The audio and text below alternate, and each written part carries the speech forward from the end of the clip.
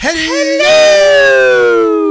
I don't have our music going on at all, which looks so weird. No, did we blow out the... I don't know. We probably did. I hope we didn't blow out your ears and make you all run away like little scared little babies. Hello! And welcome to tonight's episode of Party of Two, where a married couple takes on a world of gods and monsters.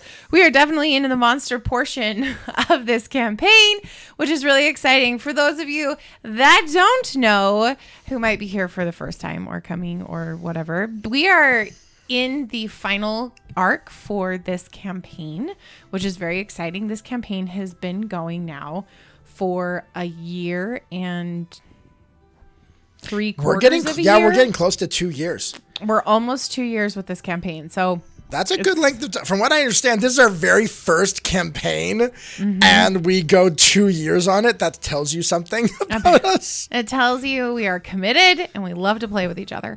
No, not in a weird way. Not in a weird way. We're married. I mean, yes, it's fine. we're married, so that's, Haley, my gosh, Haley, I'm making it awkward. Yep.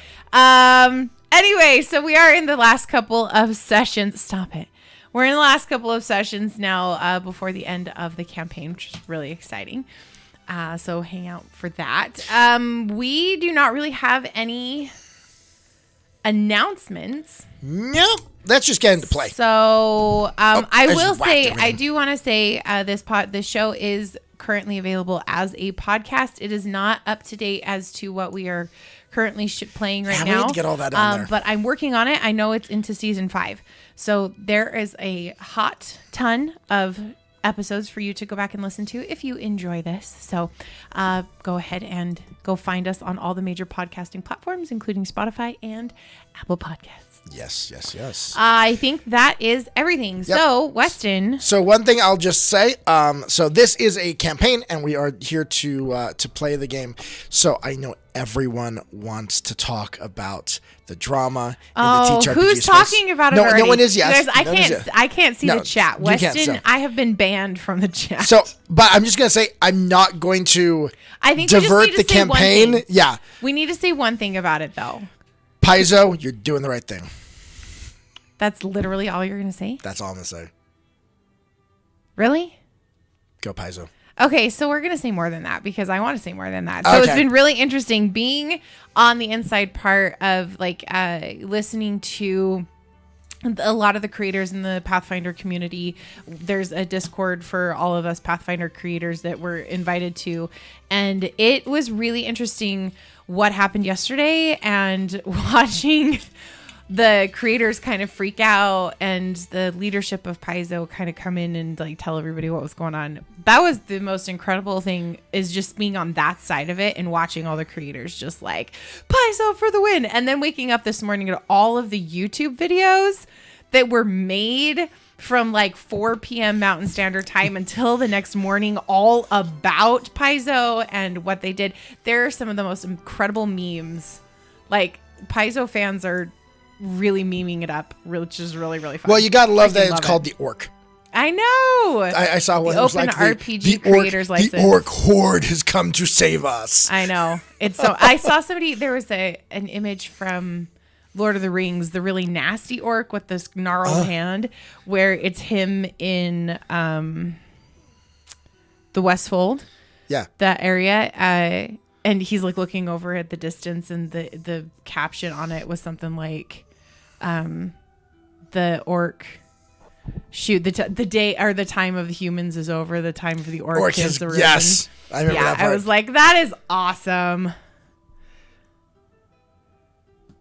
My D&D got canceled tonight due to sicky. Oh, was somebody sick? Did you have a sickie? Oh, it's D&D game. Okay. His D&D, yes. the session. Oh, sorry about that. That sucks. I hope you're not sick. Fun. 2 sickos. Oh, man. Tis the season to spread germs. It is, especially if you've got kiddos.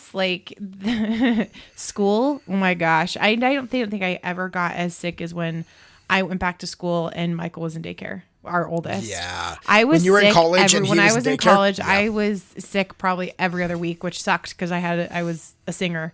I am a singer, and my degree was in opera. And I'm just going to stand here and hold this, or sit here and hold this, because apparently it's never making it to my mouth. Never. Question. So those just have the D20. They don't actually say Dungeons and Dragons anywhere on them, do they? On the bottom. We can remove that, right? You can't see it. This is a generic. This is a generic dragon with a highly generic D20 on the front. We are in no way affiliated. No, I am very excited about what Paizo is doing. I'm very excited about them teaming up with all of the independent creators within the space, with Kobold Press, Green Ronin, a ton of other creators as well that I didn't realize were a part of this new ORC, and it's like really exciting. Yep. Really, so really exciting. Joe's saying he's like, I've talked to them about perhaps switching to Pathfinder. So let us know. We do have a Discord. We do have a Discord that's specific for DMs or GMs. We've had a lot of traction on it, obviously, because people are interested. So I can drop that invite, that link if you would like to join it. We have GMs from like pretty much the entire spectrum of experience for both 1E and 2E. Okay, Joe's in there. Yeah, Joe's there. So hold on, I'm gonna go drop it. But I can't drop it because I'm not in the. Hold on. Yeah, no, don't get in there. Don't. No, it's okay. I can do it for just a second. You guys, I'm not kidding. Like, we've legit done a ban on Hayley looking at the chat. Nope, keep her in the game, in the moment. I get so distracted so easily. So I think Hayley, I think I want to drop the big news. You do? Are you sure? Okay, are you sure? Okay. We can talk. Okay. I thought we were waiting, but okay. We have an announcement. So let's make it. I don't like dragging feet. We have, okay. This isn't going to affect, well, okay. Do you want me to do? No, I can do it. So a year and a half ago, Weston and I started this journey of wanting to stream and wanting to be online and create a community and kind of a space for us to play and to, I don't know, just kind of like share that love with other people and also kind of show that you can play with your partner and spouse and it's like isn't weird and it can be a lot of fun. But over Christmas, Weston and I had a lot of really intense discussions about the future of the channel and the future of the show specifically. And we've decided that once this campaign is done, we will no longer be streaming our game online. That includes all of our talk shows as well. We are no longer going to stream really at all. Nope. We have run the path of streaming. It has become honestly more work, less fun.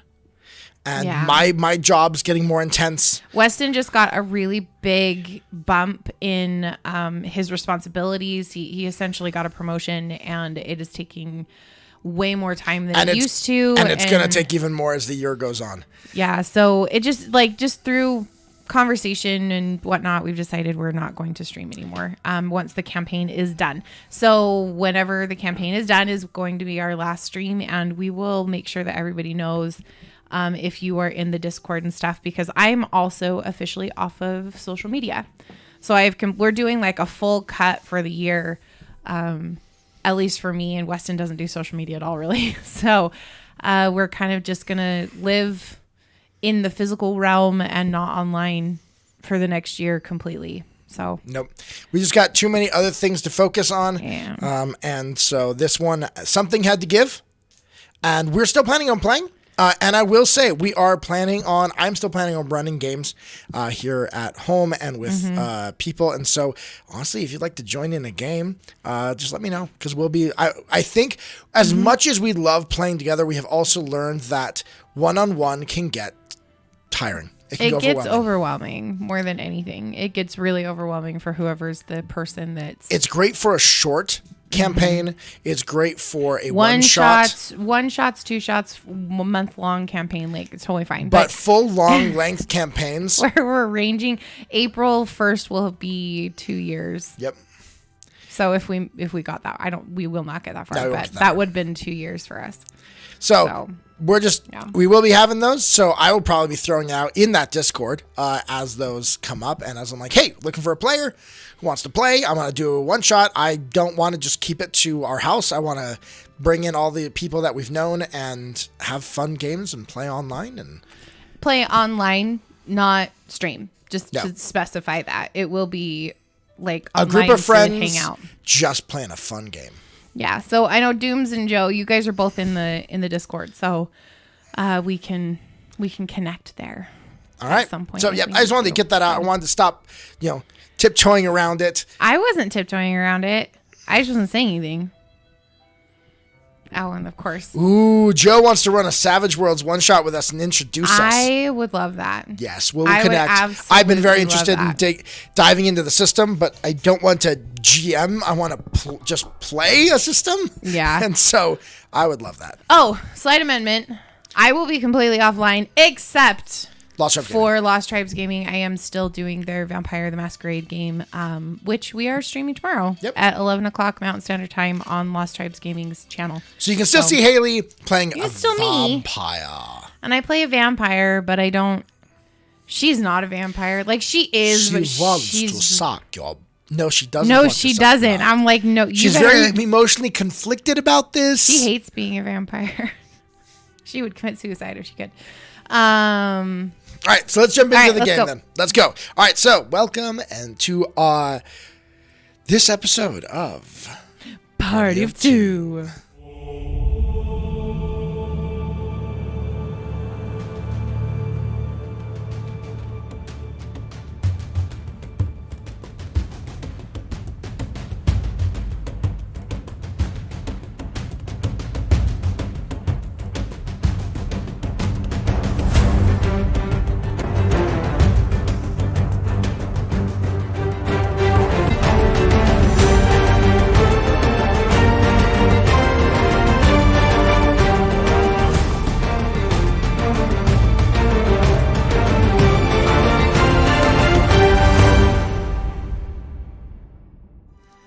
Welcome back. So, last time, Hayley got to play a dragon. I did. Hold on. I just want to share you guys this really cool chocolate bar that I just found. Side note, there's a squirrel in the building. There's a chocolate bar. So these chocolate bars are called Tony's Chocolonely. Tony's Chocolonely. And they look like Wonka bars. That's why I picked them up. I'm going to try and fold it back up so you guys Do they have a golden ticket? Like. No, but the wrapper is gold. The wrapper is gold. Like, how cool is that? Anyway, but it looks like old school chocolate bars, and I was so excited when I saw it because I'm so into like that vintage look. Like our entire house would be vintage, but like this is kind of what the chocolate bars wrappers look like. They were so cool. Anyway, it's dark chocolate, and I'm really excited. So I'm going to be munching on chocolate while we play. And chocolate chip cookie. All right. Because I have chocolate chip cookies over here too. All right, I'm done. Deanne's annoyed. Are you done? Are you done yet? Uh-huh. All right. So last time, as I said, Hayley got to play a dragon. Mm-hmm. So our party made it to West Crown and have begun their assault, attempting to get into and fight Cuthwaldwin, who we now know is at least connected with the Algothu, an ancient race predating the gods on Golarion, who in the past have tried to dominate mankind, and when they couldn't dominate it, attempted to destroy all life on the surface. Barely not succeeding. The Starfall, one of the major events of Pathfinder history, was caused by them, and now you have discovered that the Algothu appear to be behind this whole thing with Cuthwaldwin, attempting to dominate the globe, this time not by controlling the minds of people, but their souls, through Cuthwaldwin's automaton forces. Because he's a jerk. You and the armies, the united armies of Andoran, some of the Hell Knights that were left, and Revenel, and the pirates managed to take your battle and fight your way to Westcrown. You surrounded the island where Cruthwaldwin's base, and maybe you could even say temple, is at. There you began you needed to sneak in, but you needed a distraction, a good distraction. And what's a bigger distraction than an ancient freaking gold dragon? Woohoo! So because I'm awesome. Yes, so you attacked the ruined towers that were there, destroying one and opening up the capability for a water assault on the island for the troops. After that, also attacked by the dragon was attacked by a clockwork dragon, who it managed to fend off and hurt dearly before it fled. Because we know how to do this shiz. During that fight, because it made such a great distraction, Anna, with the help of two of their long-time known Hell Knights friends, He's our friend. Stella and Leto, which is now a bit more of a friend. Hey, guess what? What? Our podcast has almost 1,000 listens. That's cool. Anyway, that's just cool. But yes. So I was Leto, Leto, who's apparently a somewhat of a friend now, and Weston left out an incredibly important part that all of you may remember between Anna and Az. They got married. They got married. Marriage is what brings us together today. That dream within a dream. So, they did. We had a shotgun wedding with the Domina, pronouncing it as so. And then they went back to their cabin. And we faded to black. They had a fade to black evening. But then woke up in the morning being woken up by Ty. Yeah. Fling. The tiefling of the Thieves Council that is going to help them sneak in. And then they, under cover of this huge battle happening with a dragon, got into their low dinghy and began to row out towards the island under the cover of Az's sphere of invisibility spell. And that's where we pick up tonight. We are. So, Hayley, you now and Az are now sitting upon this boat. You were laying low. Like, they had it all set up with a, like for everyone to lay down, like have a tarp over, like a blanket over the top of you guys to kind of, keep everything in. But then Az casts Sphere of Invisibility, and now everything's covered. Everything is covered. So as you do that, you hear Fling. As you continue to call him. It's not Ty. It's Fling. You hear Fling kind of look around and be like, Avi, like, they can't see us. We're visible now. Fling, when did you get an accent? Didn't he have an accent? No, you didn't give him an accent. we're in Chile, actually. I know, you didn't give him an accent. Sorry, what? Wait, what? Say that again. What? Are we invisible? Yes. Apparently. Are we invisible? Az is like, ja. That was the purpose of the spell. So now we are invisible, including the boat. Invisibility. So we don't need to do that. And he motions to one of the other Thieves Guild members that are there, who's like laying down completely. And he's like, oh. Like, no. Well. Like, you don't need to do that. You're fine. Well, right. And so they all kind of sit up finally in this, and they're like, well, that will make it easier. Yeah, I've noticed Az has a tendency to make life easier. And then she reaches over and like kind of does this little hand to squeeze. Oh, that's cute. It is cute. They just got married. And as you say that, Stella's like, that's right. So And then she looks at you, and she closes her mouth. And then, even with her green orcish skin, you see it go a slight shade of pink. Why? So you're married.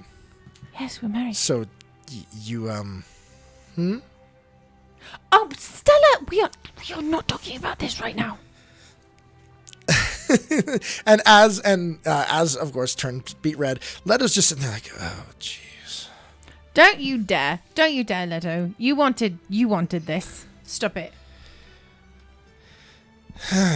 Congratulations to you both. But can we focus on the what is at hand? I am totally fine focusing. This is me focused. Wait, does invisibility also make it like so they can't hear us either? Is nope. It like that? Okay. It's not. Yeah, it's not silence. Quiet. It's just that. Be quiet. Well, it's not like we're close to the shore yet. I know. It just we need to be aware that we need to be quiet. Fine. It's all right. And as they're what's going on? Paddling, because remember they were using like almost hand paddles. Mm-hmm. Yeah, they had like the little hand. Yep. Like to keep you very low, oars would be too high and stuff like that. And so as you're coming through, all of a sudden Ty kind of motions. Get ready. So everyone, please brace yourselves. We're gonna hit the field, the barrier. Oh. So okay. It'll push back on you. Can we like try and pierce the barrier with like a sword or something to push through, or no? Okay. No. What it's gonna feel like is someone's pushing you backwards. So I'm gonna need additional help on these oars. So that's when they actually pull out. You notice they pull out 2 other short paddles, and they hand them to you, and they hand one to Stella. And then they look at Az and they look at Leto and they're like, no. You will let them do it. The 2 women are much stronger and burlier than the 2 men in this boat. We are progressive. We are the fighters. And so he's like, I don't know why she had like a weird Swedish accent all of a sudden. And so he's like, oh, so what am I rolling? In just a minute you're going to need to paddle. And we're going to have to push through this. Okay, I'm ready. You ever done a tug of war? Yes. Imagine in the opposite. So What? you're not pulling, you're pushing. Oh. And can you push harder, then it pushes back. Okay. Then Anna is going to make sure she is situated with her back facing the direction they're going, so that it's easier for her to pull on the oar the direction that she needs to go. All right, so you get ready, and so he says, all right, on my count. And you don't see anything. You look, and you just see the open water. You see a mist. There's the morning mist still hanging around the island area. And then suddenly says, row! And then they start paddling as fast as they can. And you're going to start paddling as fast as you can? Okay, I need an athletics check from you. Sorry. That's what happens when you have metal dice. Ooh, that's not bad. All So right. athletics? Athletics. Okay. Athletics as a 24. That's a 34. That's a 37. 37. Okay, that will do. I'm Let's see good what at Stella. maths.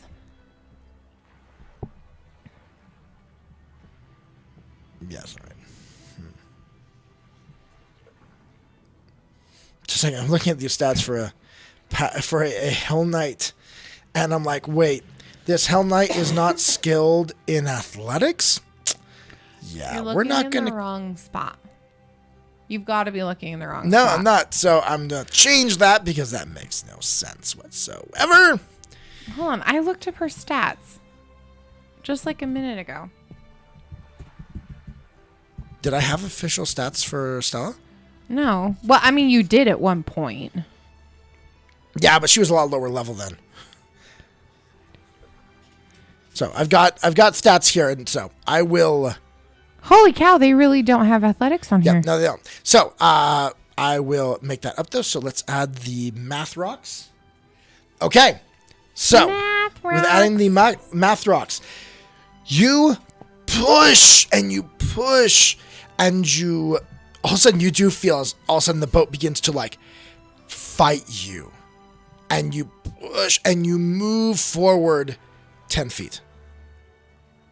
Roll again. Oh my gosh. Okay, 35. 35. Okay.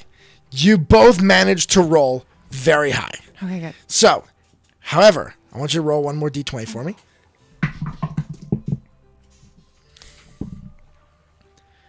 It's a 12. Okay. Am I adding anything to it or just... Nope, I just wanted that. So, I want to ask... okay. I want you to roll a reflex save real quick. Okay. I can do that. Oh, that is not so good. So 27. 27. As you pull... oh my gosh, does it shove me into the water? No, it doesn't shove you in the water.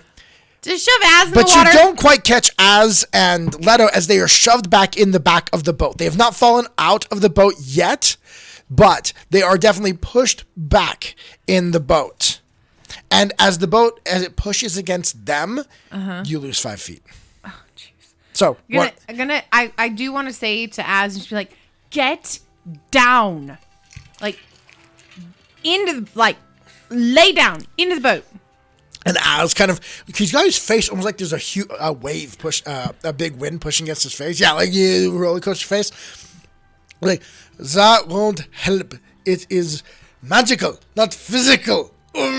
But then what he is going to do is he's going to use his focus point in order to make himself trained in athletics. Oh, okay, cool. Can you do that for Az too? Or for Leto Nope, I can't. too? Leto doesn't have that ability. Freaking Leto. And so he's going to grab a hold of the boat with his athletics to try and give himself a little bit of a help on this. Roll one more time. Okay. Come on, baby. Okay, 11. So 35. Okay. I got 2 11s, a 13, and a 12. Nice. That's fun. All right. So let's roll and let's see. Give me one more roll for real quick. Oh, that's a 16. So that's even better. That's like a 41, I think. And so yeah. Az tries to hold on. Oh my gosh, Az. But unfortunately is pushed out of the boat backwards. I will give Anna a chance for a reflex save. Yes, to see please. if she can catch him. You do have a hero point already given to you. Oh, I do? Yep. You need to tell me these things because I can't see the chat. Joe gave you one at the very beginning. Thank you, Joe. And you do have your normal one from the game. So. Okay, well, I'll use that because that was a 2. Okay.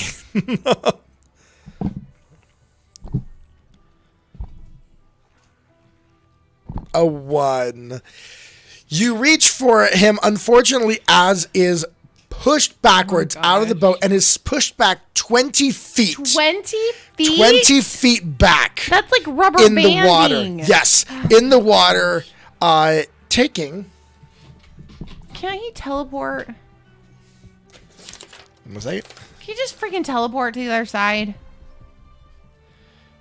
If it was that easy to do, don't you think that all of your spellcasters in the army would have done stuff like that? They're in the army. Taking 1 point of damage as he slams against the water, like as if you got flung really hard off of a jet ski.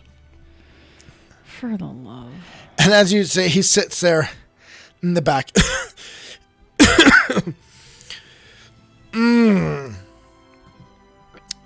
That hut.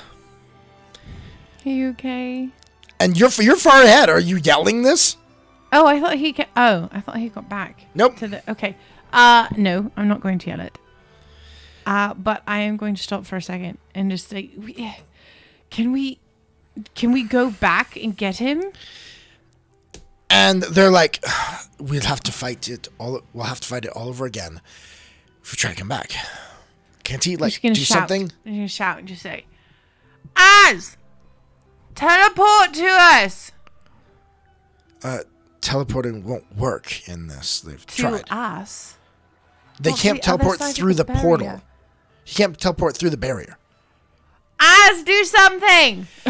And so Az is floating there, and he's gonna just puts his hand up like this, one, and then you watch it just sinks and sinks into the water. What is he doing? And you wait. You wait. And then, suddenly... Excuse me, you guys. I'm sorry. I suddenly got the yawns. I don't know why I've got the yawns. You've got the yawns? I've got the yawns. Clear. Yeah, I've got too much stuff and it's hitting everything, getting in my Weston way. Has so All right, so I'm going to use my hero papers. point. But then suddenly you feel something as the boat shakes a little bit underneath you. As if something had swam underneath your boat. Okay, Anna is going to start freaking out. Where is Az? Because she's thinking there's a freaking shark. Okay, do you want to use a perception check? What do you want to do? Yes, I would like to do a perception check to see if she can tell if it's a shark coming to eat her love. Okay. Why? 24. You can't see. The water is murky and difficult to see. However, after just a minute of you looking around, suddenly from the other side of the boat, you watch as a form suddenly rises from the water. A being of pure water. A water elemental. And this elemental then rising up with the water, suddenly this formed wave that's holding it up crests over your little boat and then comes down, depositing the water elemental in your boat, which immediately turns into Az. When did you learn how to do that? I haven't known how to do that for a while. Just there was no need. Well, could you turn back into a water elemental and just push us through? I can only do it for a short period of time. I don't think I get that far. Oh. But it worked for this. I can swim really fast. This is perfect. Thankful that you're back. So, okay. Well, shall we try again? Hold on this time. That was an unbreakable wave barrier. What was an unbreakable wave barrier? That barrier. I've seen it on a small scale, but this is... Do you know how to get through it easier? No. Oh. Well, yes, you have to dispel the magic at its source, but... I would like to spell... Oh, wait, no, I'm not a dragon anymore. I can't do that. And at its source, we don't even know where the source is. I'm not a dragon right now either. So I don't have those spells. Were you ever a dragon? I had a dream once that I was a dragon.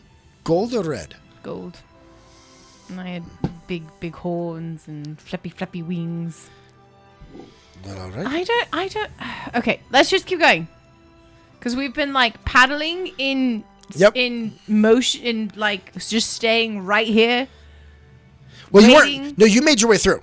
Oh, we did? So you managed to pop through the other side. We did? And Az got pushed back. Okay. So you've come through... I did not understand that. No, you came through, just popped through the end of the barrier. Okay. And you were fine, and Az got shoved backward. Okay, I got you. I understand now. So you've now come through, and you are now sitting in the boat, and you can now continue to make your way to the island. And you can see... Are we still invisible, though? Or was that a concentration spell that dropped? That dropped. You are no longer invisible. Az, can you make us invisible again? Yes, yes, I can. I'm just being... We need to be very quiet. We don't want to bring any attention to us. Okay, you be quiet. You're the one that yelled. I am not yelling right now, am I? No, but you remember that one time when you yelled? Do you remember that? Like, I am a woman and we yell. And as you're doing this, Fling is paddling, and he turns to the Thieves Guild guy next to him and is like, weren't they just married? They're acting like it's been a while. I'm like, So as you... we're awesome. Leave us alone. Now, as you paddle your way through and to the rest of the way, you do begin to see you get close enough that the morning mist begins to break. Roll me... Actually, I'm going to roll one for you. Right. You can hear now, and you can even see explosions happening farther down the coastline. As you see the form, it's in the distance, so she's smaller, but you can see the form of the Elea and her golden dragon form flying around above a tower. And you can see and even feel slightly the explosions of the battle happening down the coastline. Oh my gosh. You continue to paddle your way, and eventually you begin to hear the sound of the waves breaking against the rocks. You can see the tall towers coming close. As has used another one of his focus points to make this a 10-minute spell instead of a 1-minute spell. But still, it's not. It is... As you get closer, Az kind of looks... I'm getting to the limits of this spell. We need to probably get down. Okay. All right. So I'm going to just reposition myself and motion to Stella, like, down. So we're all down and under the tarps. And so they kind of pull the tarp thing over. That does make you look like a bit of a... like in Lord of the Rings. Yes. They have elven cloaks. They have a trade. No, they don't have that. Totally fell flat. Totally fell flat. Yep, that did. That's sorry, Hayley. You lose. But you come. I'm going to ask Anna and Az for stealth checks. Okay. Are these are just general stealth checks? Yep. Because I have a new feat because we upgraded. Okay. What was the 9?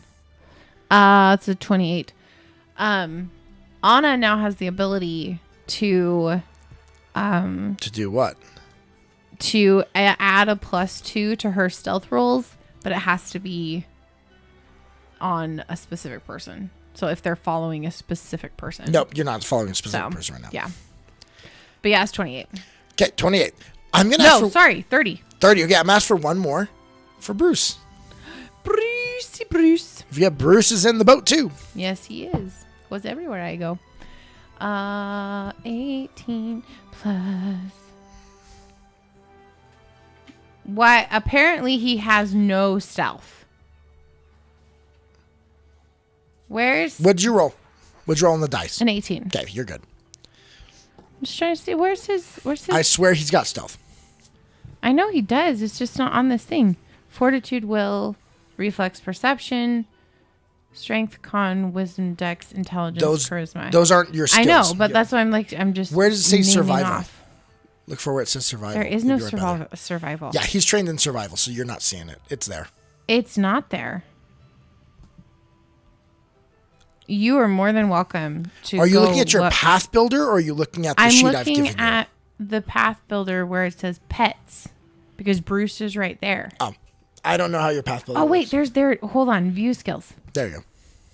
Ha ha! His stealth is 21. There you go. So 18, 30, 40. All right, 40.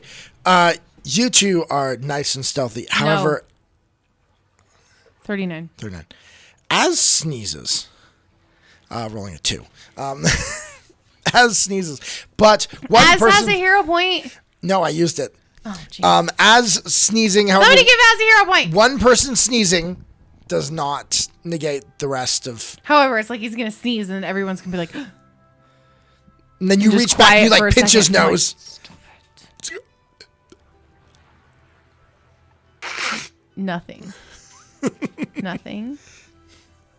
Okay, we're good.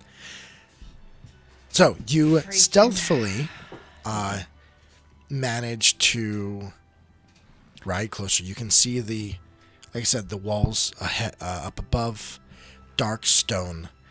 The rocks, as you come close, you can tell this area would not be safe for anything larger than your little dinghy because the rocks it's fairly rocky coast area. However, as they guide your little boat, they do lead you to a little area, not an inlet, but more an outlet. You can tell that the water coming out this way has over time worn down the rocks. And because of how hot,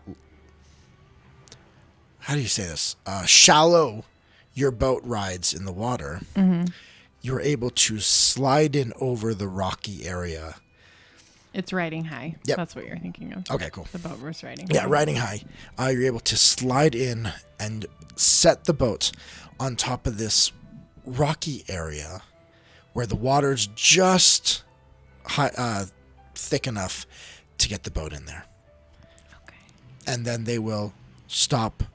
They jump out of the boat. They kind of pull it forward just a little bit more. And they say, here we are. And he turns and he points, and you see a cave, what appears to almost be like a cave. But it's a cave that goes in just a little bit. Because you have low light vision, I believe. Mm-hmm. Yeah, she does. Goes in just a little bit and then curves down. And there's just water there. Okay, so this is it.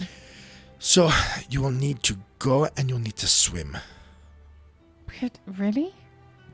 Yeah. How far? It's not that far. Yeah. 100 feet? Not that far? No. That's far. It's not that far. Yes, it is. You seem like a good swimmer. Oh my gosh, I swear if I die, I will come back and I will haunt you for the end of your life. Okay. And I will make you remember every horrible moment that I was swimming in water and drowned. And I will remember every moment in which you called me Fling. You like it!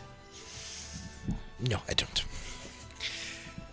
Whatever, you change your accent every 5 seconds, it's fine. I'm a member of the Thieves. That's how we keep you guessing. So, swim speed. I was just looking at that. Do you know where I can find a swim speed? Because I have a walking speed. Of 20 feet. Yes. Because I freaking have massive armor. Yeah, because I have armor and stuff on. I thought your strength overcame that. It says 20. Because I'm wearing. So swim Ready is Splint Mel. Swim is an action. Okay. I can take it off.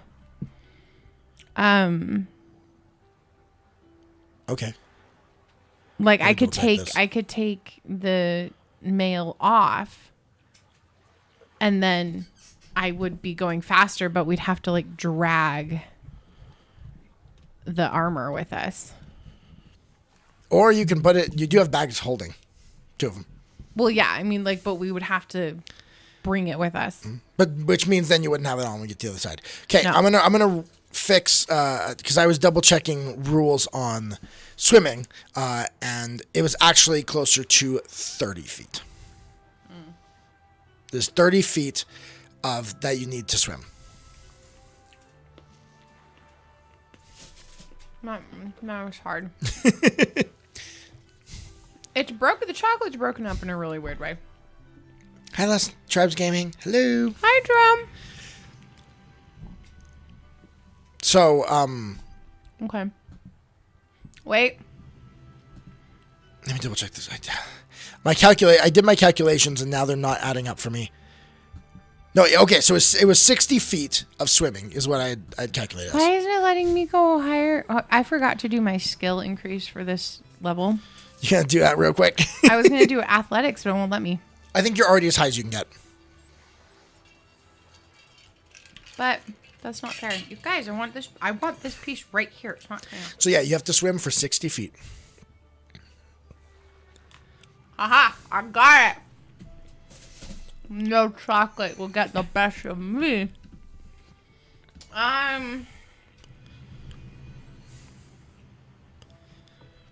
You'll be fine. All right, fine. Well, so you'll be I fine. don't know what my swim speed is. If for normal people, it's 5 feet plus 5 for every 20 feet of movement. So you can move 10 feet for swimming if you succeed at an athletics check. Frick. And we've got to go 60 feet? Mm-hmm. This is not good. But according to Pathfinder, you can hold your breath for 5 rounds plus your Constitution modifier. Oh. Okay. So what's your con modifier? My Constitution modifier is... I had 3. 3. So you can hold your breath for 8 rounds. Okay. And I'm going 5 feet or 10 feet that entire time. If you succeed at your athletics check. Can you make the DC really high? Normal DCs. I'm not doing anything crazy. The way swimming works, however, is that if you critically fail your swim, you don't make any progress, but you lose 1 round of air.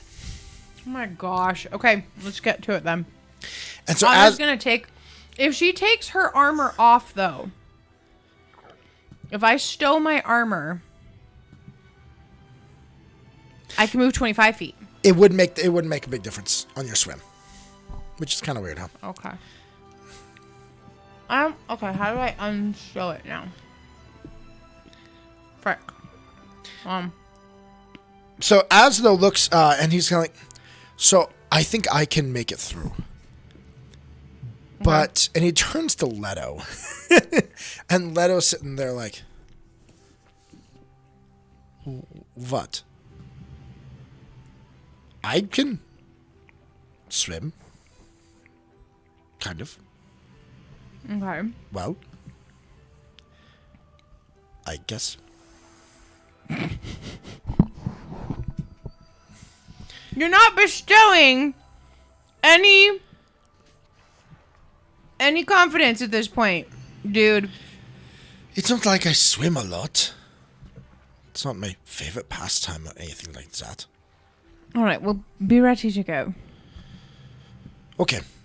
And Az is kind of like, I might have a solution there. He said it was 60 feet, right? Mm-hmm. And so Az walks forward into the water, kind of sloshing as he walks. And then as he's like up to his waist in the water, he just goes, this will walk. And then he goes like this and brings his hands down, and suddenly he turns in the water. All right. And then you watch as this watery form of a water elemental kind of bobs. And he kind of motions to Leto. Like this. Like, takes Leto's hand. Leto's kind of like, ugh. Comes down there, and then Az just kind of envelops him in the water. And then, because as a water elemental, Az has a swim speed of 60 feet. Oh my gosh. So as dragging him, even just dragging him, he can still make it there without any problem. Yeah. You look at Stella and just be like, are you ready for this? Yeah. I'm always up for a good swim. All right, let's go. Okay. So you slosh in your armor. Clink, clink, clink, clink. It's like not super loud armor. It's not. Okay. So you dive under the water. So you need to move 60 feet. Okay. Roll your athletics checks. Okay, here we go. Okay, so that is a 24 plus 7. So that's a 31. Okay. 31 is the DC. Oh my gosh. Okay, meets beats. Okay. Okay. Here we go. So you just moved 10 feet. 10 feet. So I've got to do this 6 times. Ooh, okay, this is good. This is 30, 40, hold on. 37. Okay. So that's good too. Oh, that is over 18. So yeah, that's so good for 3. Oh, natural 1. Ooh, you critically fail. I'm going to use a hero point. Okay, use it. You've got one more. It's a 3. What's it? It's a 3. Which so equals it's to 27. 27. Okay, it's not critically fail. You move 5 feet. Oh no, you just it's got success and then it has crit fail. It doesn't have a fail. Okay, maybe fail. Just move me 5 feet. I'll move you 5 feet. Yeah, Okay. Let's just do that. All right, so now I'm at 35 feet. 35 feet. 16. Okay. That's good. So it's 45 feet. 12. That's still good. 20, 34, 35. Yep. Okay, we're good. So it's 55 feet. So I'm just at the end. That is cocked. That's cocked. 14. 14. So we're good. All right, you're good. We get through. As you get through to this,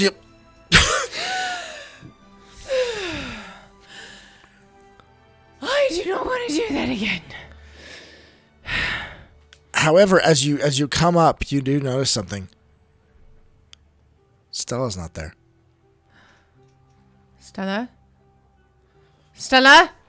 Is Az still in elemental form? Yes, he is. Az, go get her. You watch as the water elemental dives back down. Leto's over, standing a little bit farther away. Or I should say, water up to his waist.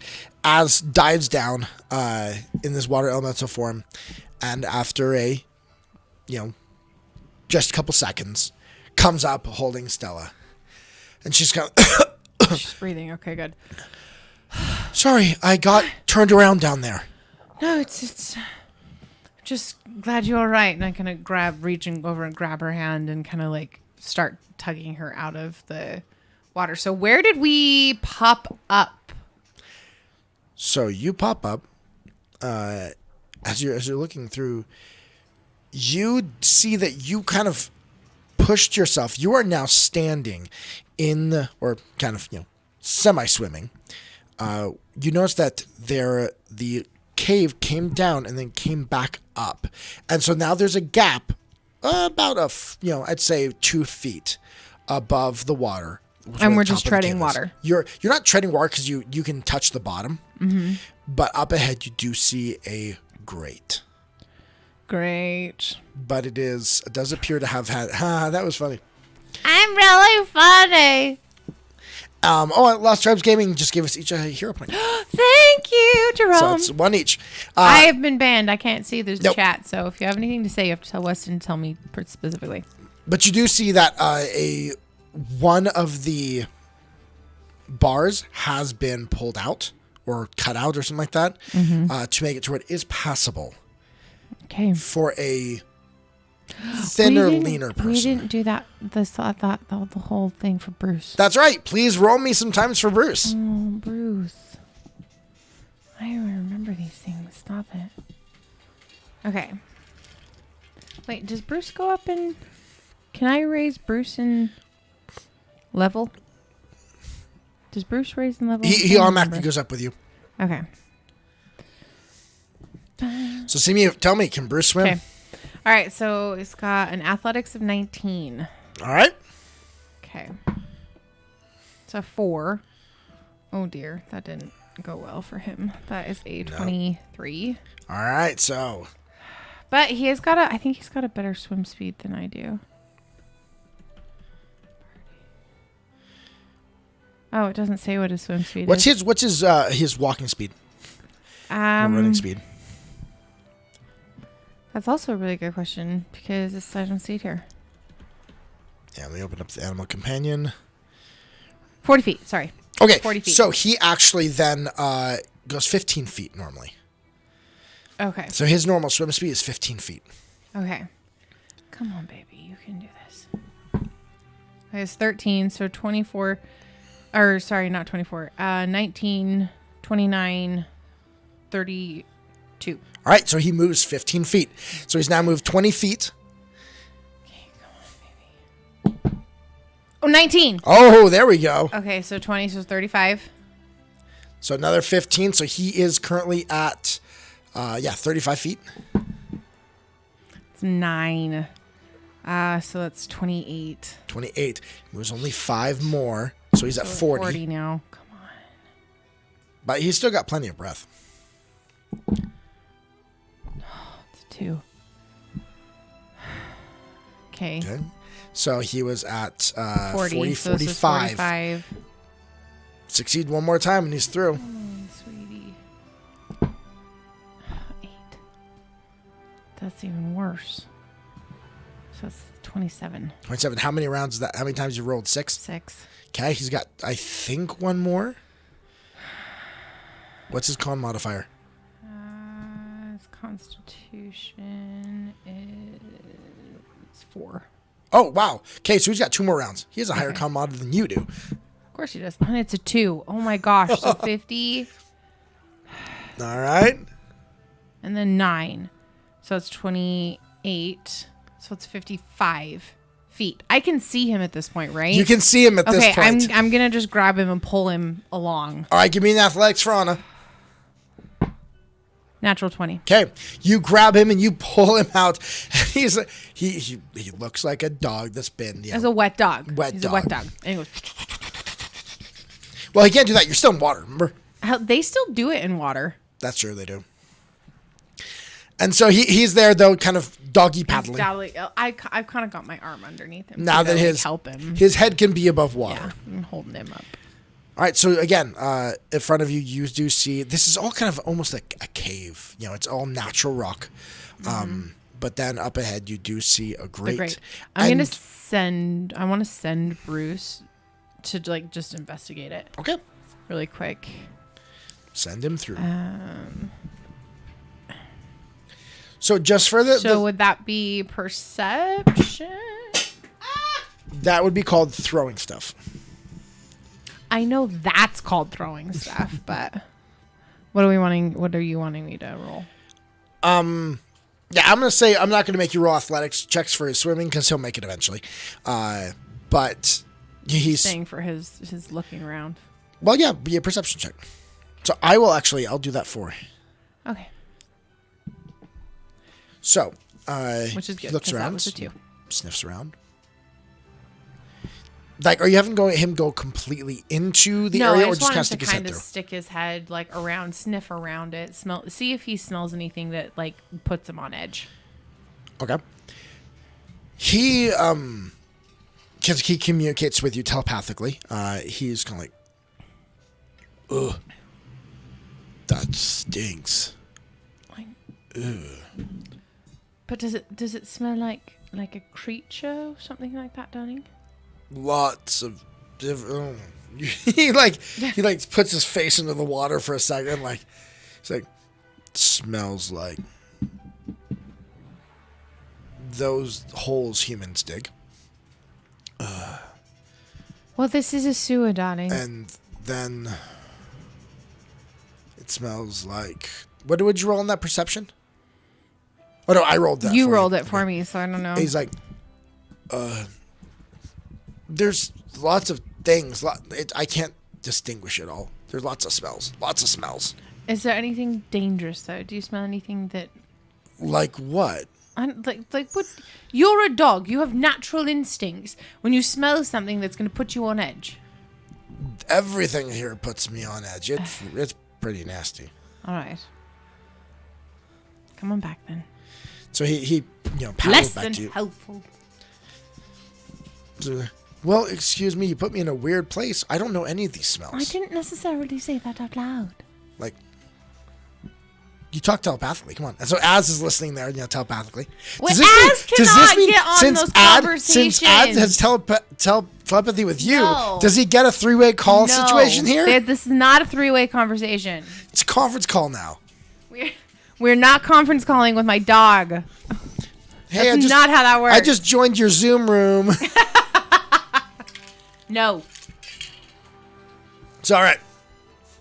So he's kind of comes back. You do. I'm sorry. What are you gonna do? I am going to just push, kind of like start moving forward, and just slowly. That's the only way we're going. So. Az kind of zips forward as this water elemental, just passing straight through. How long is he a water elemental? He's got a full minute. He's got a full minute of being a water elemental. And so he kind of just slips through the other side. And then about that time is when he'd stop. But he gets through the other side just barely before he changes back. You begin to push your way through the grate. Yeah, just kind of like... So this grate is... They only removed one or two grates. Yes. One or two bars. One or two of the bars. It's kind of snug. For a fighter, a strong fighter in full armor, it's going to be a little hard. Just kind of like sucking it in a little bit, trying to like move through. Give me another one of those athletics checks. Let me see if you can push your way through. Athletics. Wouldn't that be acrobatics if I can like twist myself around the things? You're not using it like a contortionist. You're trying to force your way through. It's 19. Okay, yeah. You force your way through, no problem. You force your way through and like, oh, jeez. Popping through on the other side. All right, so we immediately look for Az, wherever Az is. Az has moved to the side, and you look around, and definitely the smell is dank. It is the smell, it is somewhat of a sewer. You can definitely tell, though, that water has been rushed through here constantly. Mm-hmm. So it's not... A putrid smell? It's just like a musty smell? Yeah. Okay. There's a definitely, a lot of a decaying, older muck smell in the area. Imagine something you might smell, in a bog or a swamp type area. And as you look around, you see that the walls are a greenish turquoise color all around. This was, real quick, yeah. Well, does it look artificial, that color, or does it look you can definitely tell that this was built. Like painted? Okay. And Az kind of looks around and is like, this is fine craftsmanship at one time. You can see that it is tiling all along the sides, but it is cracked, it is old. You look at it and you can see that there's... So it's like a mosaic? It's kind of, but it's all one color with some designs. All of it a turquoise and green coloring. Huh. Well, it's beautiful. Do you think flooding created this? No, this was man-made. I know, but I'm saying, do you think flooding is what has made it now relegated, or do you think humans diverted the river to come in here? I think that this is where all of the runoff... I mean, it's a heavy water area. There's lots of rain, and this is where all the Why would you tile the runoff? Spout, essentially. This city was the center of Cheliax at one point. Huh. It just seems like an odd thing. It's like, putting fine artwork in a toilet. One can only imagine what the rest of the city was like. If they did this even below ground, what must it have looked like in Erudin's heyday? Probably much different than it looks now. Most likely. Alright. Trekking forward. Where do we go now? Just looking around for any kind of entrance or opening that looks like we can start heading through. Well, what you see is that ahead, the water definitely continues, but on either side of the water, there are, especially on one side, there are little stairs that kind of lead you up to a walking area. Are we on the right side to that area? You're in the are we water. In the opposite? Oh, we're not out of the water yet. Okay. I'm going to go that way then. Towards the stairs. Towards the little stairs? Okay. Yeah. So you go ahead and you begin to... Do you think this was a bathing house? I don't know. It's possible. I mean, it was... From what we understand, this runs under the entire area. The entire island. I just wonder with it, like the steps and stuff, it is possible. And then eventually they just shut flushed the trash down. Mm-hmm. Anyway. No use dwelling on the past. No, definitely not. All right, so head up the stairs, up the stairs, and as you're apparently it's a Lord of the Rings night tonight. Apparently, you start to go out. Leto has no problem because he's not in armor or anything like that, and he's already walked up and he's on the stairs. Yeah, is Stella okay? Stella is, kind of pushing her way through. She's one of the last ones to come through because she also has to shove her armor, through there as well. And as she shoves her armor through, she begins to walk her way there. Anna, you notice something. Oh no, what? The ceiling's moving. Oh, for the love of Pete! And as you're standing there, you watch. It's too late to do anything about it.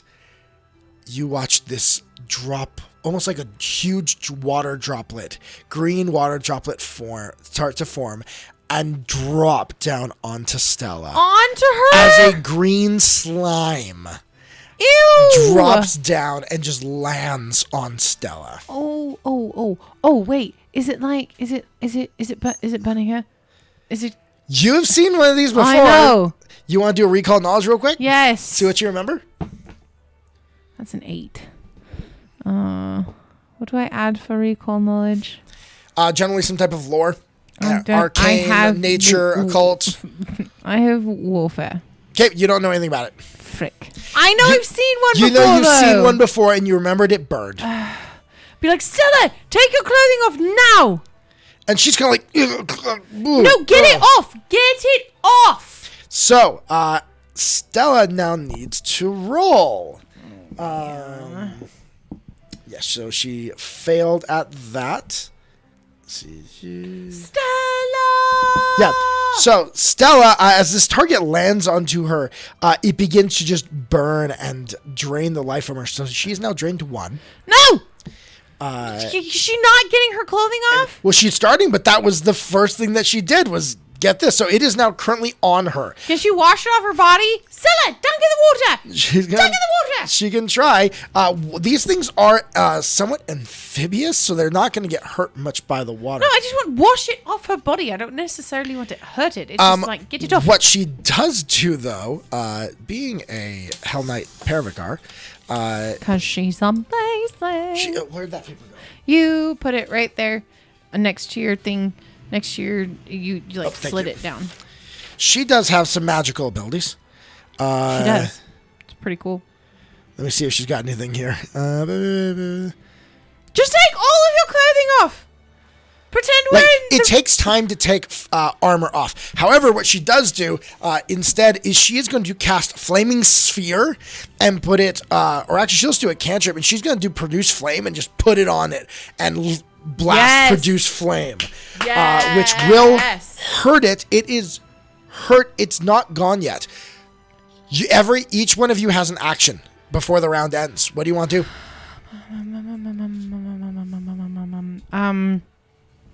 Frick, I can't. I have no magic. I can't do anything. I can smack it. You can just hit it. Just smack it and just not hit her. Like, I want, not slice her, but I, want to smack it with my sword. I need to switch this to one-handed. Right, so I just want to smack my bastard sword and, reach out, pull it out and then, smack it on the flat side to try and, hurt it. Do you want... I mean, you can't really... I don't... This doesn't have that... Your sword has to be piercing or slashing. However, you did put a ability on it, so you can change it into a hammer suddenly and hit it. Yeah, let's do that. So, mid-swing, so, I've got... Okay, just kidding. We're going to do it with 2 hands then. We're going to bring it back, and mid-swing as it's coming forward, it suddenly, shimmers slightly, and from 1 millisecond to the next, it goes from sword to... hammer, a large war hammer. All right, roll an attack. Smacks the thing. Roll an attack. I don't like that dice anymore. Oh, this one's not much better. That's a 4. I'm doing. Wait, yes, no, I'm burn doing 2. The demon slot. I'm doing 2. So 28, 32. 32. That will definitely hit. Okay.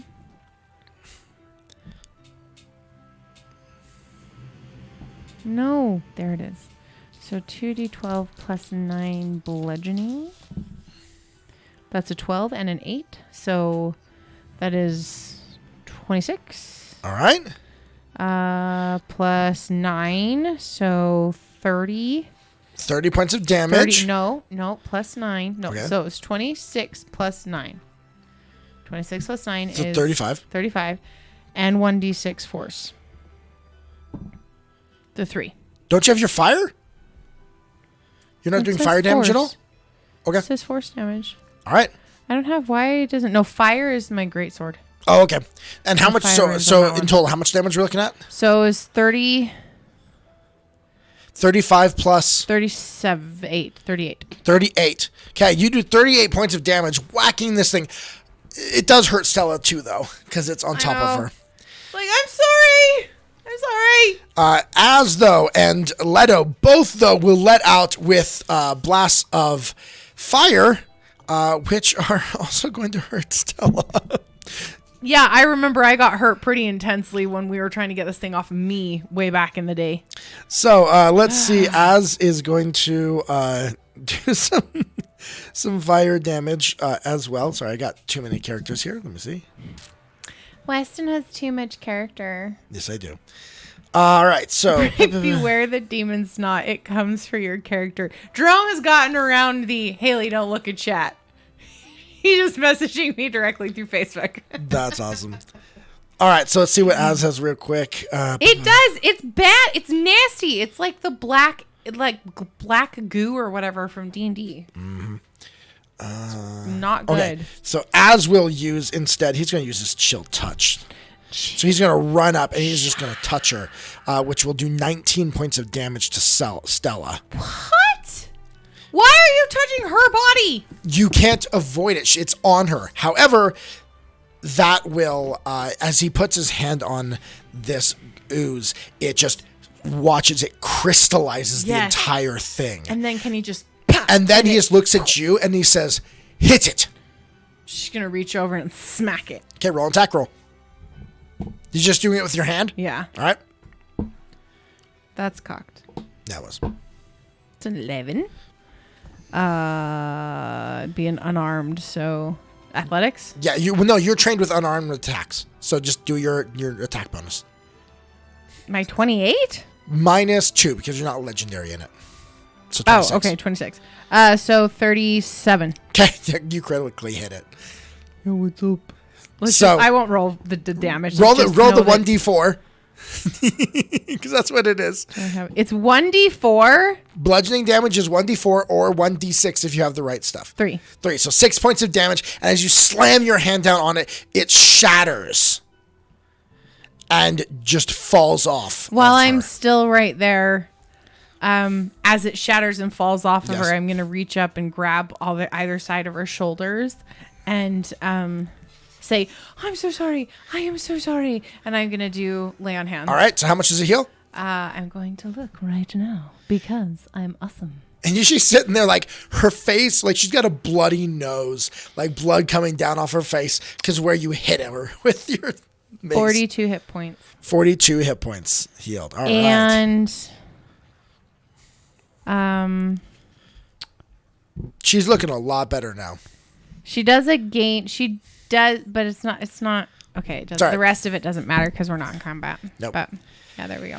All right. So she, however, she is now drained. Oh, can't that heal? That didn't heal that. No, that does not heal that. So she is now down. Number of hit points equal to her level. Dang it. Right then. She's like, that was gross. I know. That's happened to me before too. That was like it's not fun. I'm sorry. A big snot thing. I know. Oh. They hang out in caves. Reminds me. Do you remember the Lemire? The Lemire? The flesh demon? Yes. Oh, does it remind you of those? Yes. Those were, but I never had one on me. Those was disgusting. Oh. Every time the okay, flashbacks. I know. It was bad. All right. Oh, okay. Okay. You good? Everyone's good. Everyone's good. And Leto, you see Leto runs over and he's like checking her over to make sure she's okay. And Az is like... Bruce is like pacing back and forth on the on the concrete, just like whimpering. Okay. I guess let's look. leave. And so he looks up to start seeing. Let's leave. Like, leave which way? Leave. Get out of here. Okay. Well, we go deeper in. Keep an eye on the ceiling. The ceilings. Everyone. Yes. Please do. Check for traps. Check for traps. Yep. Exactly. So, all right. So you get everyone kind of goes and you start getting up on the solid ground. Mm-hmm. And as you get on the solid ground, you see that the entire area, the floor, although chipped and broken and not, definitely in disrepair, the entire floor. Slimes and spore and beauty. No, they aren't. There are level. Jerome just messaged me and said, "Quick, use your summon Mucinex spell." Oh my gosh. Mucinex D. Here Mucinex D. But the entire floor is built in a similar mosaic in type build, but it's all intricate greens and turquoises and blues the entire way. This is very unusual, but okay, let's just keep going. Okay. So as you get up, it's like kind of like admiring it, but at the same time, it's like we have a mission to do. We need to keep going forward. So as you get up onto this, you begin to walk forward. You do see that there are some doors. There are, or at least openings, on the walls, both right in front of where you're at and farther down the hall, and one on the other side of the watered area. All right, well, we'll stay on our side. I would like to go and investigate the area, just kind of like look through. All right, you look through the first room? Yeah, just to see, just kind of like very stealthily. Roll me a stealth check then. Roll me a stealth check. I would like to stealthily check for traps. That is a 5. All right. So that is a 26. Okay. 26 stealth. So, all Stella is. You're surprised. Stella's a pretty tough girl, but for some reason, there's a bit of a whimpering that's going on there. Just like, oh my gosh, that was so disgusting. And so she's not being very quiet. Having rolled a natural 1 on her stealth check. Stella, stop talking. She's like, I'm sorry, that was just like my. And you can see there are like the acid things on her armor. Yeah, There's pock marks now. I remember. This is nice. I know. Tiber is going to kill me. Tiber is never going to know. Really? I'm planning on going back. I don't think he's going to care. Okay. You've got to be quiet. All right. So are you looking in the room? Yes, but first I need Stella to be quiet. She tries to be quiet. Shh. You look around the corner and you look into this room, and it just appears to be a bunch of refuse, like stuff that was just thrown in here. You see some broken chairs, you see some bags, but all of it looks so old. It's covered. Turned me into a video gamer. I'm like, I'm gonna go loot. I'm gonna hit A and I'm gonna loot. I'm gonna see what it is. We've been playing Divinity. There's a bookshelf. Oh, bookshelves. That's where you keep all of your money, so says Diablo. Yes. I want to go over and smash the bookshelf. You smash the bookshelf and it falls apart. The wood disintegrates. You do see that there is evidence of books in here. But you grab one of the books and you go to pick it up and it disintegrates in my hand. Yeah. That's what moisture will do to paper. Okay. You rummage around, you're not finding anything that is really standing the test of time here. But again, you notice something. It's all mosaiced. No, it's not mosaiced, but most of the items you do see here, there is, even after all this time, there's a green hue. Why is everything green? Anna. What? Erodin. Erodin. Blue. No. Erodin, the god, his color was green. Was it? Yeah. Oh. thought it was blue. No. Are you sure? 100%. All right. I rolled a critical success on my recon bolts check. Yes, I'm sure that's how he would handle it in conversation. It is. No metagaming here. We don't metagame. Weston just says that he rolls really good on recall knowledge. Which he does. Weston actually really doesn't metagame. We're surprisingly good at not metagaming. No, we're not good on staying on topic, but we're great we're not good at staying on topic. We have a lot of squirrel moments. You never did go buy the squirrel to throw at me. No, I didn't. I should have. Right. Okay, cool. Nice. All right. Well, if there's nothing in the room, then let's scamper out. Okay. So you scamper out and begin. Are you looking towards stealthy? Okay. Roll me another stealth. I'm just letting you know we are being stealthy. All right. You can try. You can certainly try. So I would like to officially request from the chat that you give me some more hero points. The mosaic floors, because they are broken and there's a lot of chip pieces, you can't help but kick little rocks and little pieces of this tiling, which just makes every movement loud. Checks Bruce's stealth, because I'm sure he's stealthy. He's stealthy. He has 0 society, but he's pretty stealthy. Oh, he didn't do much better than I did. He was 25. Are you gonna? So you're gonna continue down the hall? Yeah, we're gonna continue down the hallway. All right. What you see is you do see that and there's the one rushing river is still next to us, right? Yeah. Okay. There is what you do see that there's one more door ahead of you again on the left. Is it open door or closed? It is. Or is it a doorway? Semi. It's there. There appears to be remnants of what was a door, but it's falling apart. Okay. And then can see as you look farther down the hall that everything does turn in just a little bit. You hit an L down at the end, probably about 150 feet ahead of you. Okay. All right. I'm just going to very stealthily. Okay. I think we should have named this episode Stealth. Look into the room. Okay. To see kind of what's in there. You look in. You see a lot of similar type things. But go ahead and roll me a perception check. Natural 20. Okay. As you Last Tribes Gaming also gave you hero point. Thank you for being a friend. You see a lot of the same stuff. There's some clothing that is again very old. There are, as you kind of pull a part of it, there are some little, critters that start running away that were probably eating it. Lots of moths. There's little people who like to watch Critical Role. Oh, jeez, yes. Some moths definitely burst out. Lots of dust.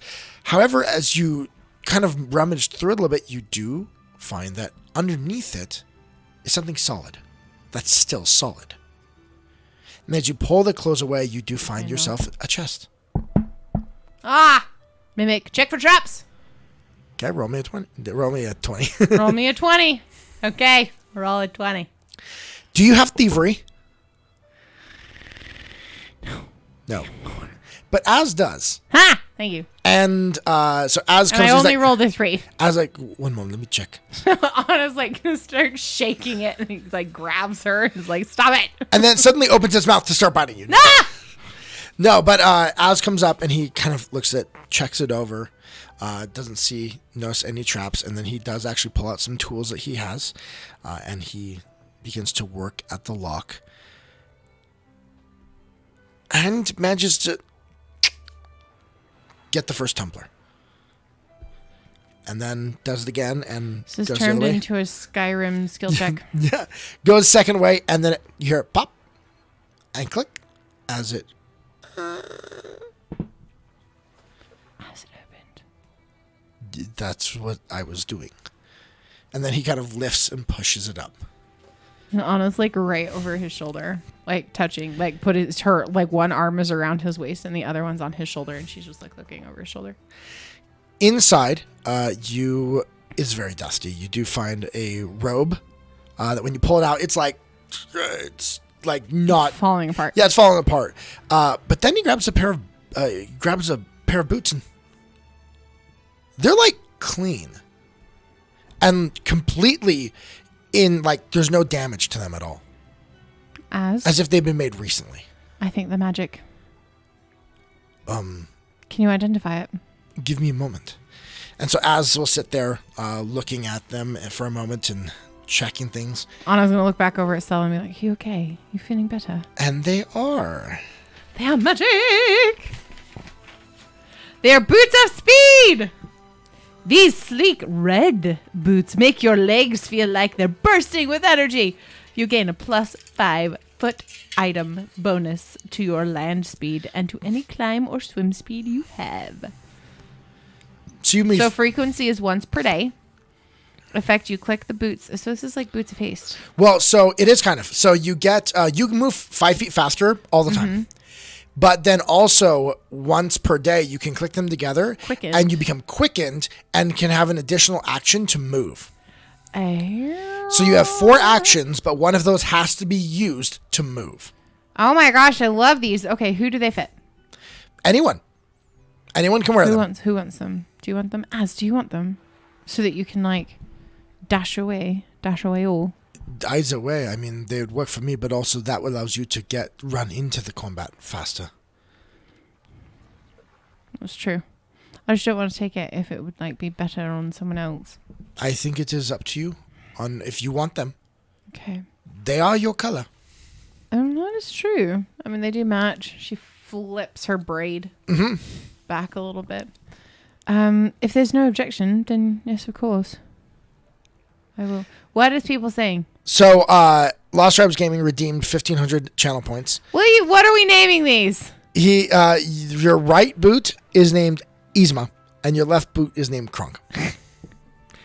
Yzma, put your hands up! Put your hands up, Yzma!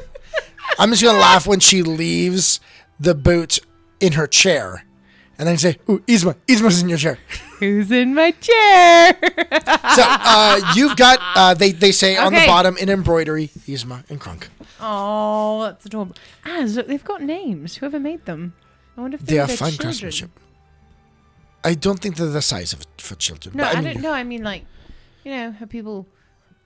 I'm not saying they were for children. If they were named for their children, maybe strange names. Kind of bring specific imagery to mind, don't they? Really? Not for me. All right, I'm gonna slip my my boots off really quick, and then in my sopping wet boots, and I'm gonna trade them for these ones. And then as digs through, he does also find at the bottom a ring. A ring. And he kind of takes a look at it and spends some time and is able to identify it as well. That this ring, where'd it go? He holds it up. He's like, "Oh, this is valuable. This is useful." What is it? And what he's found is what's called the Shadow Signet. It is a black obsidian ring, and it allows you to warp your spells through the shadow plane. And what it allows Az to do is anytime he attacks, he can choose whether to target their AC or target their reflex save or their fortitude save. Ooh. So that means you get something that's really huge and has a high AC, but because it's really huge, it doesn't have a very high reflex. I can target the reflex instead. Nice. It is considered one of almost the game-breaking items in Pathfinder. That's awesome. And it is attributed by, at least by Nona, as being the very reason why wizards' staffs are not allowed to have potency runes. I told you to take the wizard's staff. Exactly. So, oh my gosh, that's awesome. So Az will take that and he will put that on. Be like, see, now you have a ring. Wait, do I have a ring? I do have a nice one. Do I have a ring? I thought I gave you. He takes the ring off that you gave him. It's like a little wood circle. And he puts it on your finger. He's like, until I can get you a nicer one. Okay, thank you. Well, thank you. Okay. Okay. Right. Okay. I just invested my boots of speed. There you go. So we are good. Now, as you are standing there, yes. And are double check one thing. You're standing there, and Stella and Leto are also looking in, kind of peeking in with their heads. This is where 3,000 gold? Yes, this. Frick. Suddenly, Leto screams. Anna immediately turns around to see what's going on. Leto lets out a piercing scream and turns himself around, flinging his hands out as a spear is pulled out of his back, or I should say a trident is pulled out of his back, and behind him you see what looks like a humanoid-sized frog. Mother trucker? And let's begin some combat. Ha! Give me 1 second. I'm going to switch over a screen. But actually, why don't we do this? Does my player need a break at all? 42 for me. I'm good. We need to take a break? I was wondering, you want to take a 5-minute break while I get everything set up? Let's do that. Let's get a quick 5-minute break. I'm going to get combat set up, and when we come back, we will have combat here as we begin to fight. At least we know one frog. Ah. But where there's one frog, there's there are many.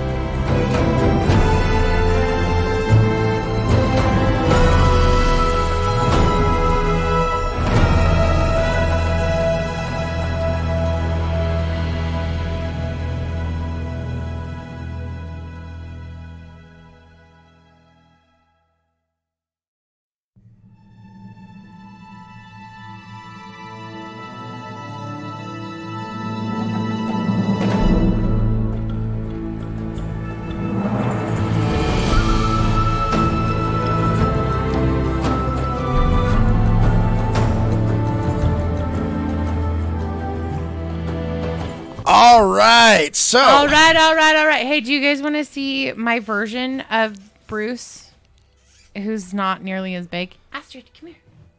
Well, Astrid's not nearly as big. Letty's more like it, but Astrid, no. Astrid, come here. What are you doing? Up.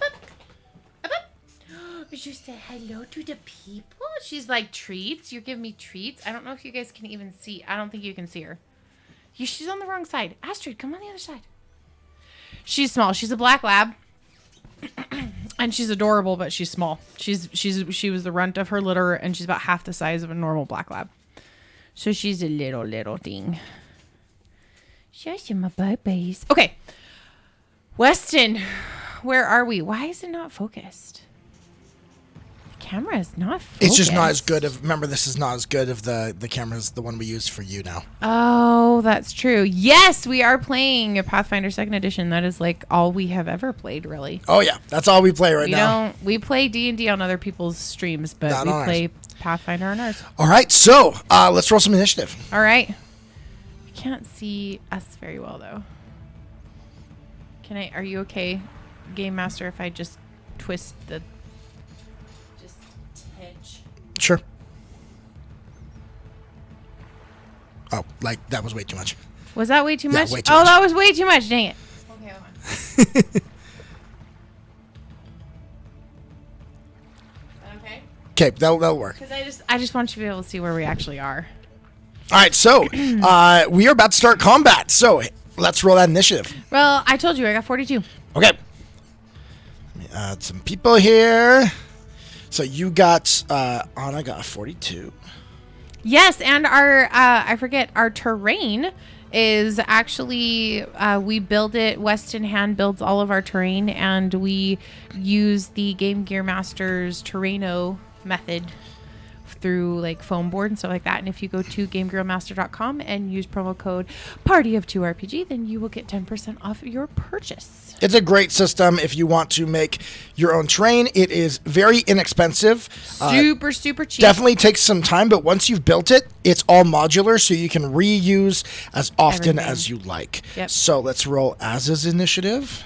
Do you want me to roll Stella's too? Jeez. Yes, you got a 42? Yeah, I had a 42. Jeez. Because I'm the bomb.com. Because my perception is 19 and I rolled like an 18 or something. Yeah, like that. Az rolled bad. And then I will roll for Leto. Just so Ziaz knows, for anyone that is joining that doesn't know, we just leveled up. So we are level 13 now, which means that all of my scores bumped up a ton, which is awesome. Raven.ex has stopped working. What is that? I have no idea. What is Raven.ex? Don't click the link. Well, it's Demilich. He's from our Discord. True. He's not a spammer. Sorry, it makes me nervous whenever links are just... I'm like, I know. You are too many fishers. Yeah. I'm like really far off on the corner. Oh. Lich.exe has stopped working. I still don't get it. I'm lost, but it's okay. Combat. It's okay, combat. Anna, you are so. Okay, am I first? They did get a surprise round on Leto, so that was one hit that they got on Leto. Let's see if they get a second. Who hit him though? I'm so confused. Which one hit him? Sorry. There's Leto. Oh, I'm like, where the frick is he? Okay. There's the frog right there.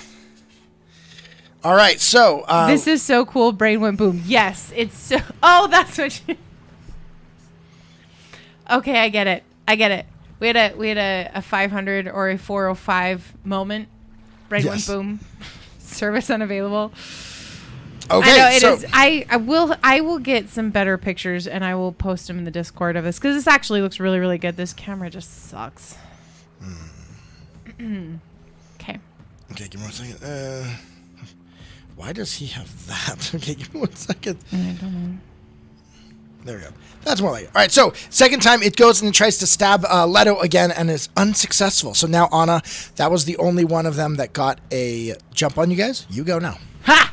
I'm going to move first so that I'm like here. All right, you run up to attack.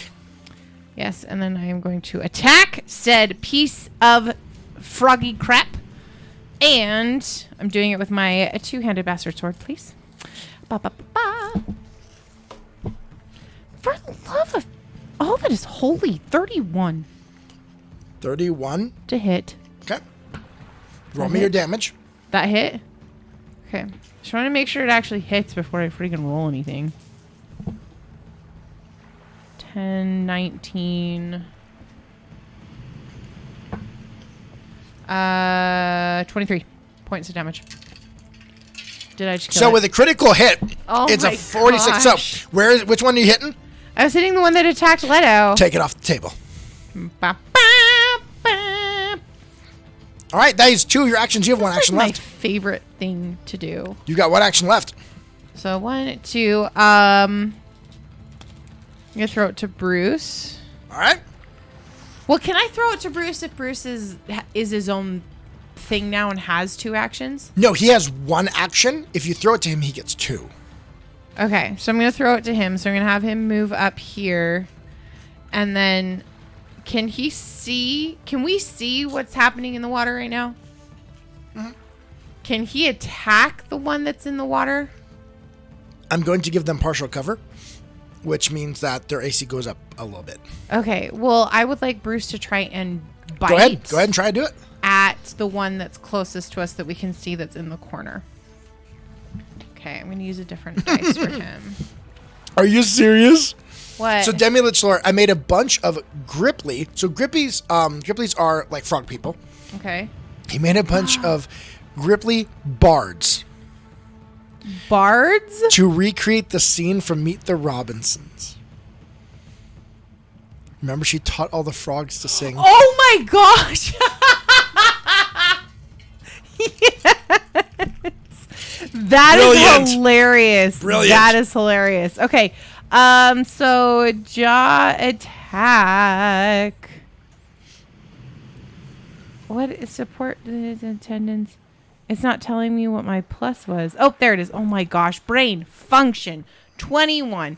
28. 28 to hit. 28 to hit. All right, he will hit. Okay. So that's 2d8. Oh my gosh. I legitimately couldn't remember what the d8s looked like. All right, 6, 4, 10. So 10 plus 6, 16 points of piercing damage. All right, so he will grab it and he will bite it, but it's not. It's still alive as he's got it in his hands. Now that it's in his jaws, though, I'm gonna say it's not. He can't knock him prone just because they're like, Well, now it's grappled though. Yep. Okay. Because he doesn't just stop, right? Yeah, the wolf automatically knocks the target of its jaws strike prone. But if it's already in the water, yeah, he's not knocking it prone right now. But he's not gonna let it go though. Nope. I'll say it's flat-footed. Okay. I like that. Okay, it's Az's turn. His name is Charles. Charles, yes, Charles. thank you. Charles in charge. Oh my gosh, Path Builder updated the way that they do HP. Ooh, really? I like it. All right, so Az, seeing as you know what, Az is going to go with an oldie, but one he doesn't use often. Oh my gosh, they finally added something that's going to make it so much easier so I don't have to use math. What? They have a slider. So you put the number of hit points you put in along the slider. So you just move the slider down and then it automatically deducts it from your hit points. Total. Mobiles had that. They didn't have it on desktop, huh? PC All right. didn't. Well, all right then. But Az is going to use a perfect attack for when they're there in the water, and he's going to use Electric Arc. Ooh, oh, that is brilliant. So he's going to use Electric Arc, which will hit up to 2 creatures. Don't hit the. I can't medic him. No, so he'll hit the 2 that are down from you just a little bit. Not the one that Bruce has in his jaws? Not the one that Bruce has in his jaws. I'm like, please don't hurt my dog. All right, and they both fail their reflex save. Bah. So for 7d4 plus 5, it does 20 points of damage to each of them. Nice. So there we go. They will each take 20 points of damage. Not dead. We do Path Builder. freaking love Path Builder. Yes, we do. Wanderer's Guide is great too, but I've used Path Builder way more. All right, so he does that to 2 of them. And then how much damage did Bruce do again? No, 16? I believe it was 16 points of damage is what he did. Sure, yeah, let's go with that. All right, that is the end. Leto's up. Leto. So Leto is going to also be like, all right, I'm going to throw some spells. I'm gonna throw some stuff here. Leto's like, I want to be cool too. Yes, he is exactly going to do that. But what he's going to do... I'm not as acquainted with his spells, so give me just a second to look real quick at what he's got.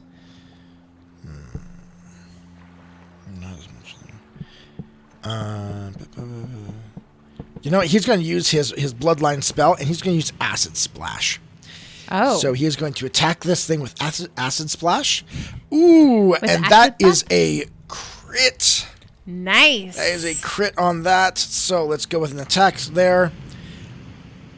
It's 2d6 plus 4, and I rolled 2 1s. So 6. 12 points of damage. But he is going to throw that at the one that is attacking your doggy. Oh. And it splashes. It doesn't hit him, but it does splash it with acid, and now it's burning as well as being held by him. And then Leto is actually going to take a step back a little bit. Yeah. 5-foot step back to get in the doorway. So he's out of the line of sight a bit more. Now it is... oh, it's not Anna's turn again. No, it's not. And it's not Stella's. Stella rolled really bad. Oh, Stella. Oh, wait. Actually, I think I forgot to roll for Stella. Give me 1 second. Stella's... Oh, no, I forgot to roll for her. Let's do it again. Okay, so she... Let me fix that for her real quick.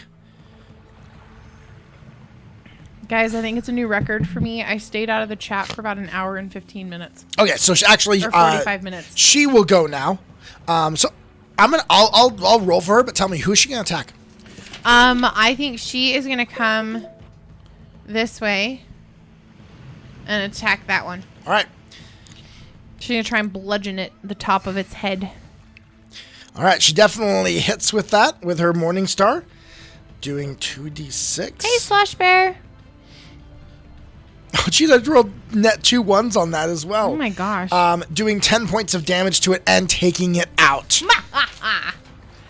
Bruce will let it go with a final of his mouth, of his jaws, and then let it sink into the water. And then move her up to another one of the ones that she'll move one more time to get next to the next one to attack. She doesn't really, I mean, like, if she was, like, here, she doesn't really have to move. It's just a turn. I think she needed to move, a little more to get there. And that will be the end of her turn. Oh, that's fun. The Vigilante archetype is super fun. As now... I've played that one before. Not the Gunslinger. But you now have... You hit this and you hear them. They let out... Suddenly, all of these frog-type people let out a croak. You hear this loud, oh gosh, my throat won't do it right now. As they all let out a very loud croaking noise. And you wait for just 1 second. And then it is answered. Far louder than what they let out. No.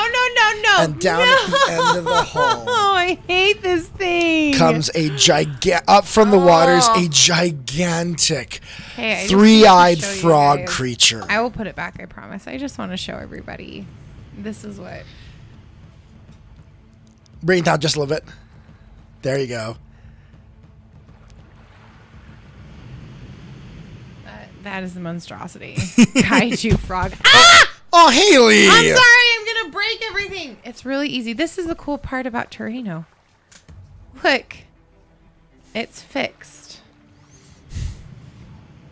Breaking my stuff. I am breaking your stuff. There you go. All right, so with this, all of these creatures are rallied and all begin to jump up and attack. Oh, my gosh.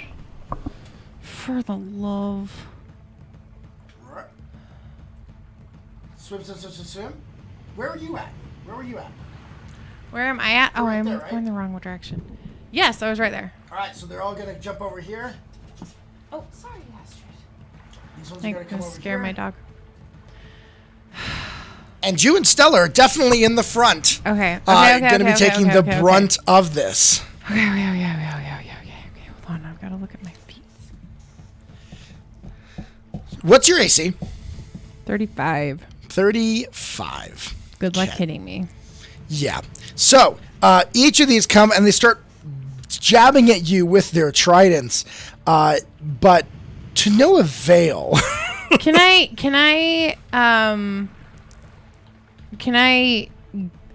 action?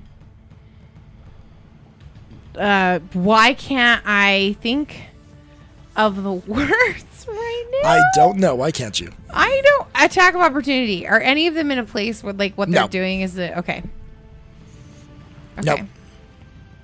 All right, so, but they each start stabbing at you with their tridents, but these are old. These are, you can tell this is not like a high society. None of their tridents are able to pierce your armor. Okay. However, Stella does. She does get hit by them. Stella? So, with their trident... Did you know that I have a burrow speed? I did not. You can dig your way through dirt, sand, or similar loose material at the rate that you burrow. Okay. The things that you learn that there are rules for in Pathfinder is like unreal sometimes. So she will take 16 points of damage. As they do manage to stab in. They manage to stab some of their tridents through the spots where where she was burned by the slime. Oh, I don't like that. As they begin to stab at her. Can I... Oh, it's not my turn yet. Nope.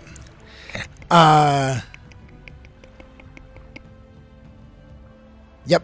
All right, so just wanted to double check one thing. So, the huge creature now. This huge frog comes up, and then it is now going to attack with its tentacles both you and Stella. Okay. So it gets 4 attacks. Oh, 2 against you and 2 against Stella. The first one is a 39 to hit. Does that hit? Mm-hmm. All right. So yep, it hits. First one. Oh, that's a low roll. Oh, shoot, I just lost it. 18 points of damage. Oh, no, wait, sorry. I looked at the wrong one. Wait. 4. Oh, yeah, so 18 points of... no, wait, sorry. He's got so many different attacks. I keep hitting the wrong ones. Okay. 3, 8. Okay, there we go. Okay, it's 21 points of damage against you, and you are now grabbed. Ah, seriously? As it grabs a hold of you. 21 points of damage? Yep, 21 points of damage.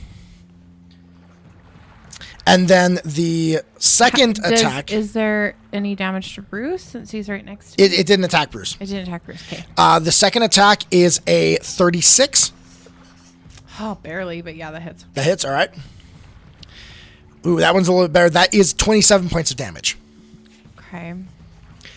The next 2 hit Stella, and they hit, and one of them crits. Ooh, Stella will take, ouch, 60 points of damage to Stella. 60? Yes. Oh my gosh. With the first hit, and the second one will do an additional 24 points of damage as it rips at her, and you watch as some of her face is rips off some of the skin on the side of her face. Oh my gosh.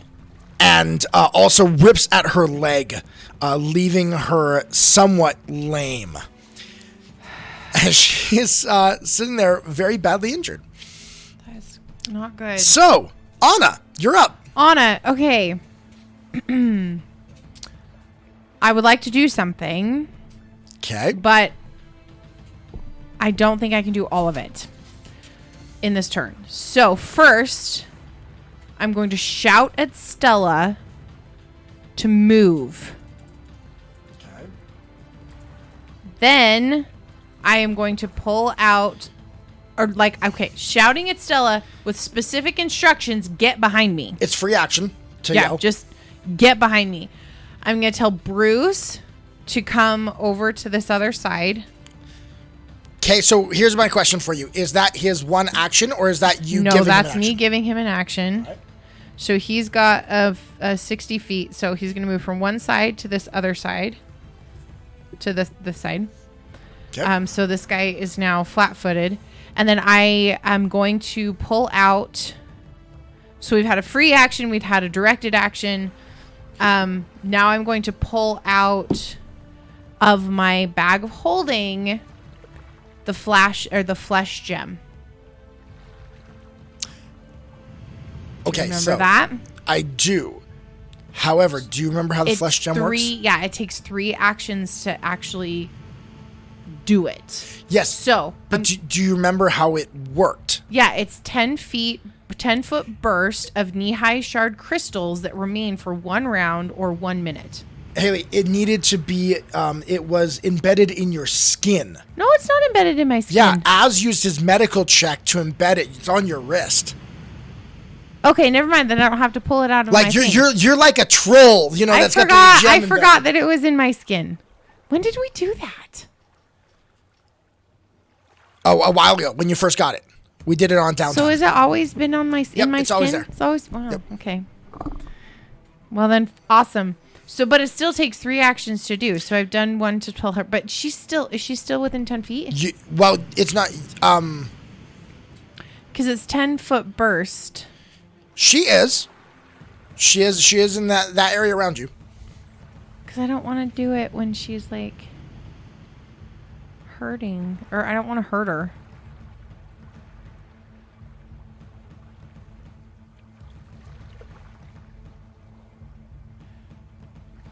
Maybe I won't do this then. I think it's a good move. I want to do it. Okay, so then I'm going to use 3 actions to command. And now remember, you are grappled currently. You are grabbed. That's fine. This isn't affected by that. Okay.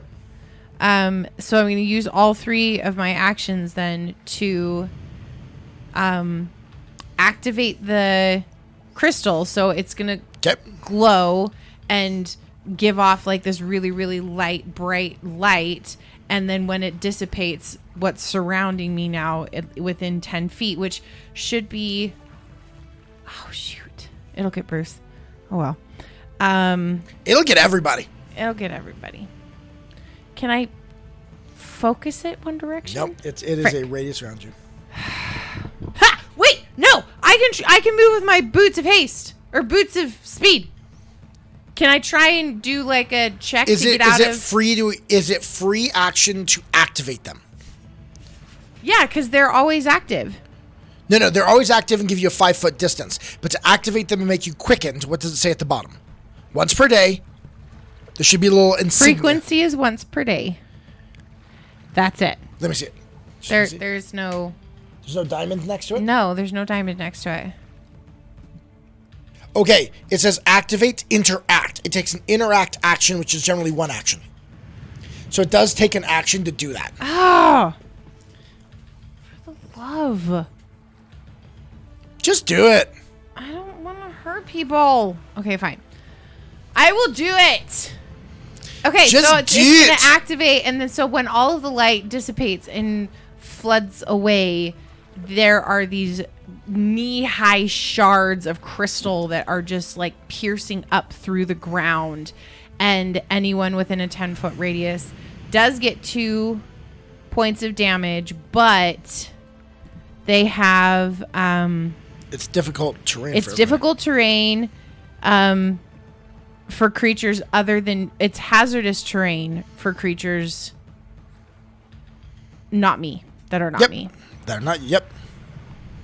So yeah, I can just read the effect. The ground around you erupts in a 10-foot burst of knee-high crystal shards that remain for 1 round or 1 minute if you spent 2 actions, which I spent 3.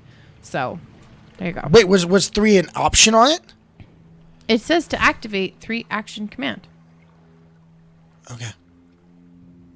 If you spent 2 actions, I spent 3 actions. That's weird.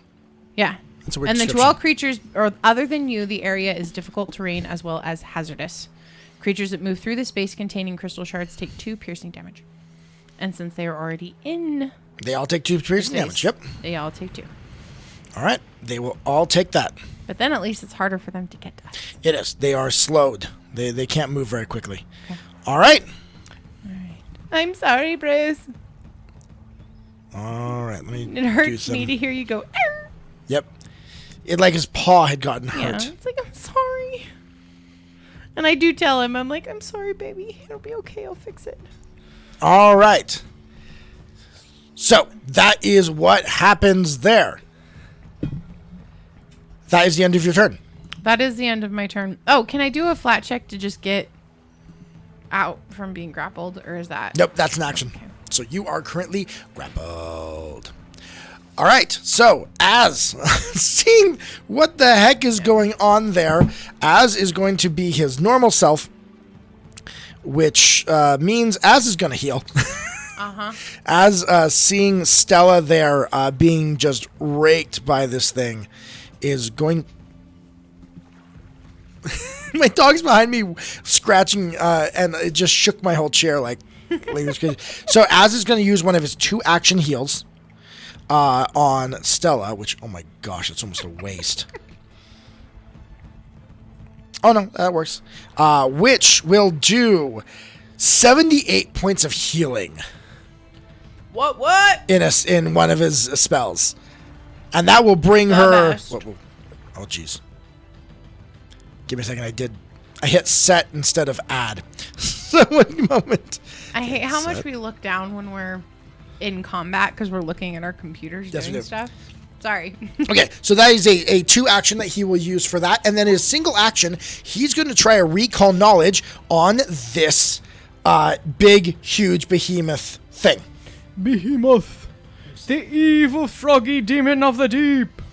So, recall knowledge here. You guys, this chocolate bar is really good. I would highly suggest Tony's Chocolonely. They're really good. It'd be an occultism. Damn it. They're kind of hard to eat. I'm going to use my hero point. I got a hero point earlier. You got a hero point? I haven't used it. Come on. No. Az looks up at this huge thing, and he's just like, what is that thing? It just huge and ew. All right. Oh, you can't redeem hero points. You can't do that. All right. Hey, look, I redeemed a hero point. What? Okay, Stella. Stella first off is going to try and get out of this grab, and unfortunately, she fails. I was rolling for Stella. You want to roll for her? Sure, I'll let you. That was a natural 1. I rolled a 3, so... That poor girl is now getting out of Jack Diddley squat. Nope, but she is now held, which means that she is probably going to attack that thing. Get it, girl, get it! So she's going to take her Morning Star, and she is going to... Actually... Ooh! Astrid can taste the chocolate on my hand. She instead is going to attempt to cast blindness. Ooh. On this creature. Well, okay then. Let's see if I can figure out how this spell works. So she's got it as a 3rd level spell. And Archives of Nethys is like struggling. I know, tonight. so many people are on it. Archives of Nethys is a free, open, like Wikipedia for like everything wiki. Pathfinder. Okay. For like pretty much all of the books. All right, so it's a Fortitude save against it, against her spell DC. Ow. So let's roll that. Oh, it rolled well. It is... Oh! Even with it succeeding, target is blinded until until its next turn begins. So, all right. So it does envelop it with this blindness, but it will not last very long. Okay. Leto. Leto's gonna just let fly some spells. Leto. And actually, he is going to focus his fire on these creepers that are, the little ones that are running all around him. All those creepers, man. Actually, no. You know what he's going to do? he is instead going to use the spell of, let's see, who's in his vision? Them. All of the green guys. Let me see, 1 second. All of the green dudes. He is going to cast Enlarge on Stella. Stella now goes from medium to huge. She grows and is large in size. And I'm her reach goes to 10 feet. And I'm going to say that this creature cannot hold on to her as she grows in size. And then is, and now has a reach of 10 feet and has a +4 on damage for all of her attacks. I like that. That is 2 of his actions, and then for his final action, let's see, where we go. I used that. He's going to cast Shield on him to protect himself. Smart. All right, now this horde of little minions. 2 points. 2 points every single time you move, dude. 2 freaking points. Yep. Well, unfortunately, they're all right next to you guys. I know. So the 2 points. So they don't have to. Well, they don't they're not walking anywhere. Just saying. So right now they just need to hit. So 4 of them, they are all going to try and hit Stella. Okay. So let's see if they can. Oh, that's a hit. That's a hit. That's a miss. That's a hit. Fine. Okay, she manages to get hit 4 times. Oh, jeez. Stella, come on. By them with their tridents. Yeah, their tridents there. So that's 1d8. So 7. Oh, geez, those are good rolls. That is 14. That is 24. That plus 12. So 36 points of damage to Stella. Oh, Stella, stop letting them hit you. From these. And then there's another 2 that are going to attack you. Well, that's right just rude. However, let's try. 35. 35. Yeah, not a single one of them hit you. Okay. However, the Froghemoth. Frog Behemoth, go away. It's his turn.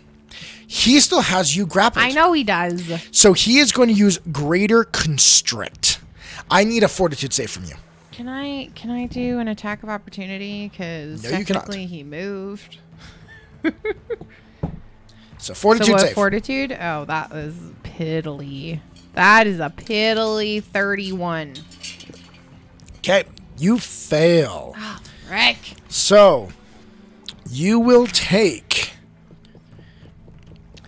Oh, that's a low roll. I rolled 3d6 and rolled a 2, a 2, and a 1. Nice. So 5 points. It tries to squeeze you, but your armor definitely helps protect you. You take 17 points of damage. Okay.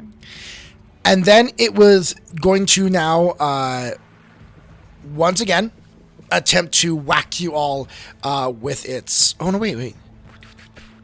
Wouldn't it have to let me go to do that? Yeah, with one of them. Let's see. Okay, so it is going to attempt, though, to hit you. You are grappled, which means you are flat-footed. It's going to attempt to hit you with its tongue. Ew. And I rolled really well on that. So you are currently flat-footed. That is with its tongue. Let me do this math real quick. 46. Will you just... Did that crit or not? 46 to hit? Yes. Did I just hit or crit? Oh, you crit by 1. I crit by 1. All right, so that is 2d10. I mean, your tongue can't be that dangerous. His can. The fact that it's just squishy. So that is 42 points of damage. Okay. To Anna as it grabs you with its tongue. And you are grabbed. Shoot, I've already used my focus point. Yep. I should have taken the feat that restored my bonus points. or my focus points. Dang it. Well, you can restore focus points just by taking 10 minutes. I know, but I can't do it in the middle of a battle. You should have done it beforehand. Let me do it in the middle of a battle. And then it is going to hit Stella, which again, it just critically hit her with its tentacles. Gosh, you're gonna freaking kill my best friend? With 3d8. Could we not kill my best friend, please? Which is 27 points of damage to Stella. Okay. And that is the end of its turn. Awesome. Anna, you're up. Okay, Anna. You are currently grabbed by its tongue. Anna is got her bastard sword, and she is going to try and slice through its tongue. All right, go ahead. I don't want you. You are not giving me good rolls. So that is with my bastard sword. Yeah, we're doing slashing damage, so we're going to keep it as the bastard sword. It's a 15 plus 28. Okay. So 28, 38, 30, 43. You succeed. Go ahead and roll your damage. 43. Okay. Was it just, that wasn't a crit? It is. It is crit. It is a crit. Okay. Yep.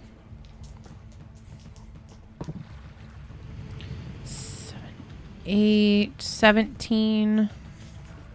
The tongue is mightier than the sword. 2, so it's 8, 17, 19, 20. 17, 18, 19. Then times 2. All right. And that's on the tongue. As you take your sword and you slice down on this, you slice clean through its tongue. Good. And as it lets out this scream and its tongue flying back into its mouth, and the tongue part that's around you withers a little bit as you've just managed to cut it off, and then falls off from being wrapped around you. Let's not do that, please. That's your first action. You have 2 left. Okay. Second action is going to be to attack the one that's right next to me here. Okay. This time power strike. No, I'm not going to power strike. Do you want to sweep? We're going to do... Is this one close enough? I thought it was still kind of in the No, water. they're both in range for you. Okay, then yeah, I would like to do sweep. I didn't think they were in range. No, they are. Okay, cool. Let me find pull up sweep. Is it to sweep 2 actions or 1? 2 actions, but you roll swipe, once, yeah. swipe, and you roll once, and it hits both of them. Okay. All right. And it doesn't increase your multiple attack penalty. Nope, it does not. Granted, you are at a -5 because you did attack once already. Yes, that's true. Ah! Well, that works. Okay, so that's 18. So -5, so that's 13. 28 plus 13. Plus 13. 20, 38. 41. Okay, you will crit. Okay. I like it when I crit. I like it when I crit. Kill them froggies. Kill him. Oh, 10, 19... 22 points of damage. So 44 points of damage to Tell both me, of them. what do you do to them? Oh, I do what Anna does. Tell me. Takes that sword, and just like Aragorn in Lord of the Rings, because it's a Lord of the Rings night, and how he just like decapitates that orc, she takes that bastard sword and it goes smooth as butter straight through the necks of these 2 frogs that just go boop, boop, boop, boop, boop, and go boop into the water. And go bloop. All right. Take him off. And then That's your 3 actions. What does Bruce do? No, He's got that's 1 why action.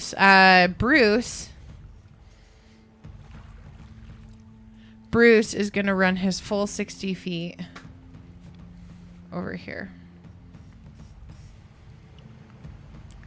Okay. All right. It.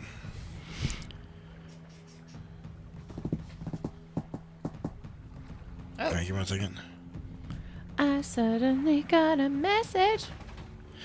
All right, so it's Az's turn. So Az is going to look up at this giant frog, and he is going to smile slightly. And then, using the magics he learned in the boneyard, Az is going to use Spirit Blast. as he brings his hands back and lets out a blast of pure soul energy. This isn't the one where he rips his soul out. No, this is a different one. This is different, yeah. Of pure ethereal energy blasted at this creature. It needs to do a fortitude save against Az's spell DC. Ooh, he rolled well, though. Okay, he will succeed, so it takes half damage. But didn't roll the best on that. The 16d6 turned into 48, so it takes 24 points of damage. Because it succeeded against that. That's lame. They shouldn't be allowed to succeed. You're not allowed. And then he's got one action left. And for his last action, let's see. Can use that, but I got one action left is all. What do I do? Az will cast True Strike.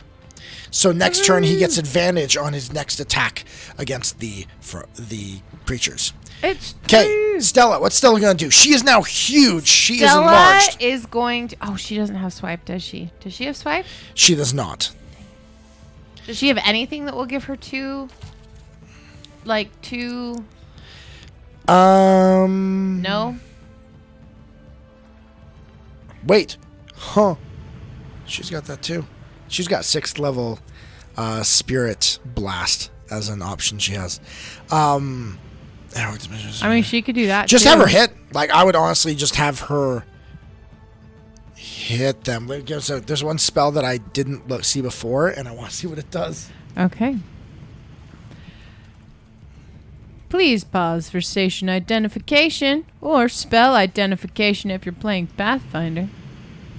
I will be honest, I'm very happy about the fact that so many people are looking at Pathfinder now, and they weren't before.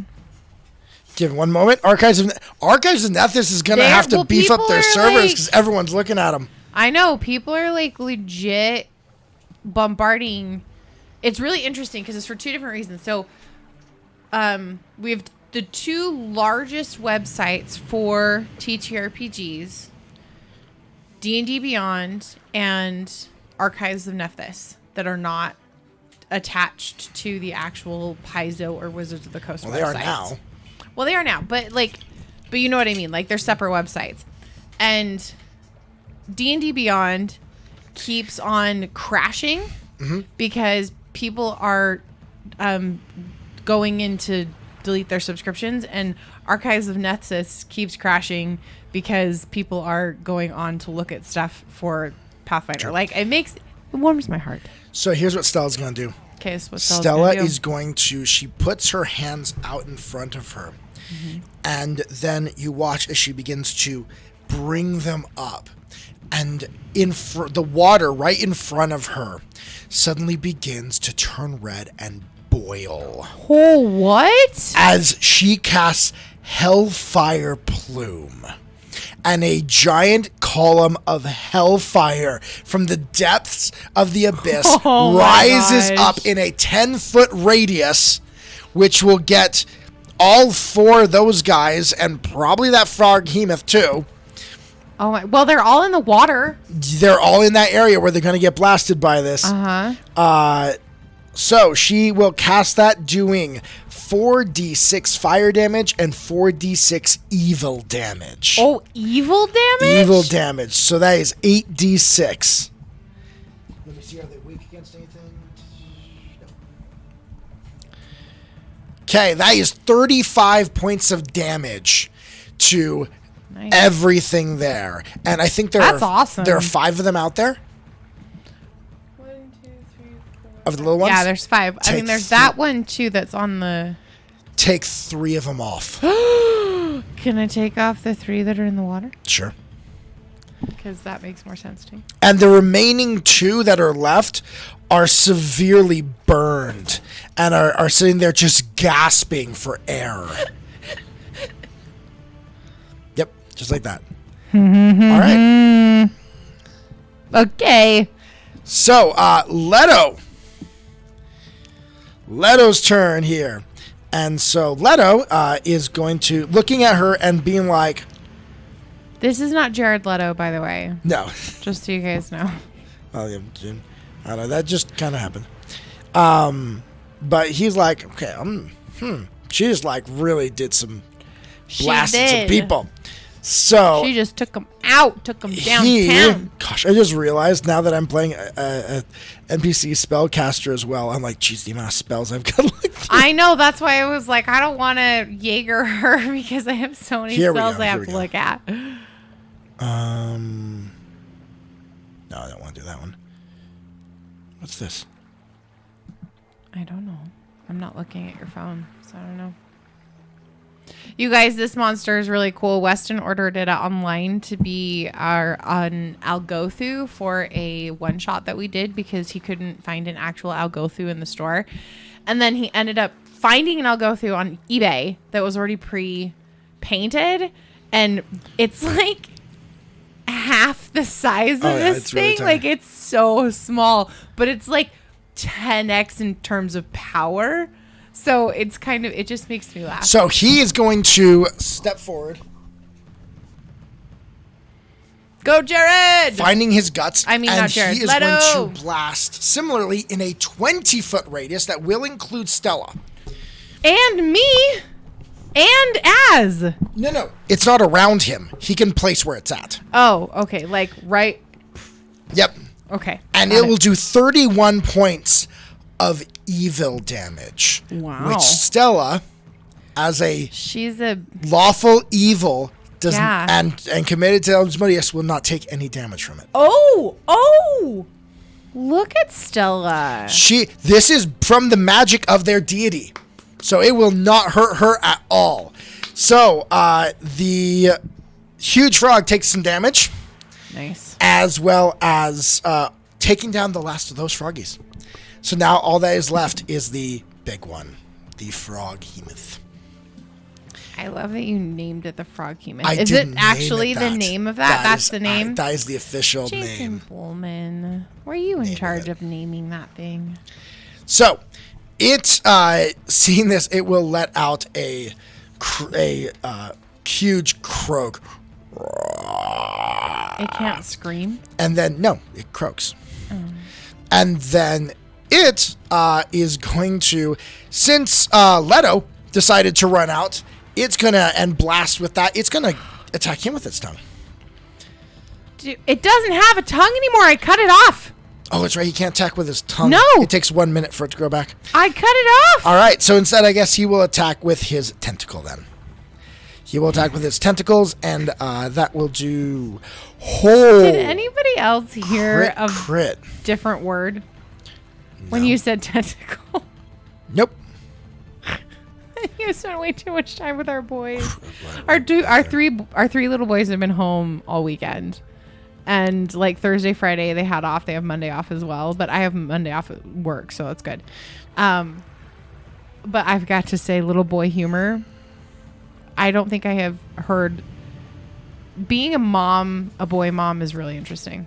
It is. I'm just gonna say that. So it's going to attack. It's going to do its 4 attacks with its tentacles. One against each of you.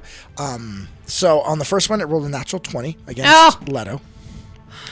The second one, which would be against Az, because what's his reach on this? Okay, his reach is only 10 feet, so he can't reach me actually. Oh, good. So he attacks you, which is a 34 to hit. That doesn't hit because it's a 35 to hit me. And then against Stella, let's see, she's an AC of 26. That's it crits her as well. Oh, frick. So. And it can't reach Bruce? Oh, Bruce is there. Thank you. Can it reach Bruce? No, Bruce is more than 10 feet away. I thought so. So it does those attacks. So that is damage for that with its tentacle. 3d8. Roll. Okay, so against Leto, that is 27. That is 54 points of damage to Leto. Jeez. How is he looking? Starting to look He's rough? looking really rough. And that is 21.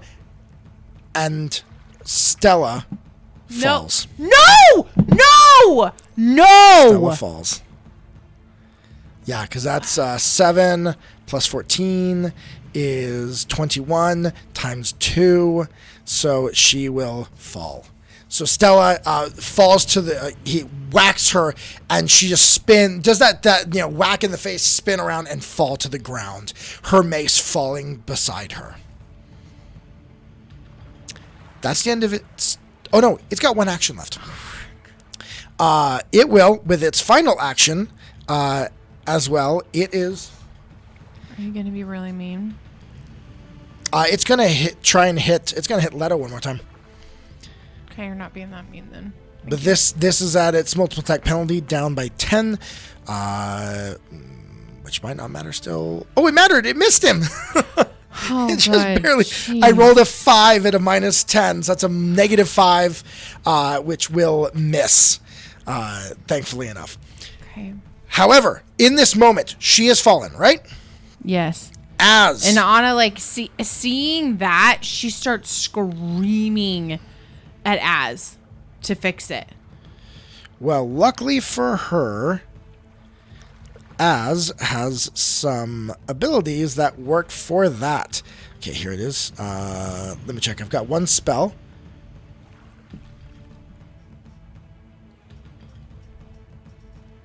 No, I'm not going to do that. Instead, I have an ability. I have a skill. That means when someone falls, I can instantly move to you them do have that and skill. use battle medicine. Yep, that's true. I forgot about that. So I'm going to go ahead and I'm going to use my skill of battle medicine. Let's see, that's my medicine check. You can ignore me taking some pictures, guys. So I definitely succeeded at that medicine check. So I am doing battle medicine. So yeah, it's the same as treat wounds. There's treat wounds. So succeeded. I am at a master level.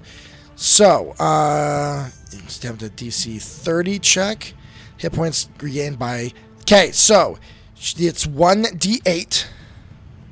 Okay. Which I rolled a 1 plus 30. Of course it is. So I heal 31 hit points, and she is brought up to 31 hit points as runs up to her and quickly bandages the wound to staunch the blood, tourniquets what needs to be tourniqueted, and she is now stable and she is up. Oh my gosh. I have not had to use that ability, and I got that at level 7. We haven't had anybody really go down. Nope. Okay, that is the end of the Froghemoth's turn. Okay. Anna. For those of you that are in the chat that are in our Discord, which I think is everybody, which is in the Pathfinder GM Discord, I'm dropping right now some pictures of the actual terrain that we're playing with right now. So Anna, what do you want to do this thing? Get some good pictures of it.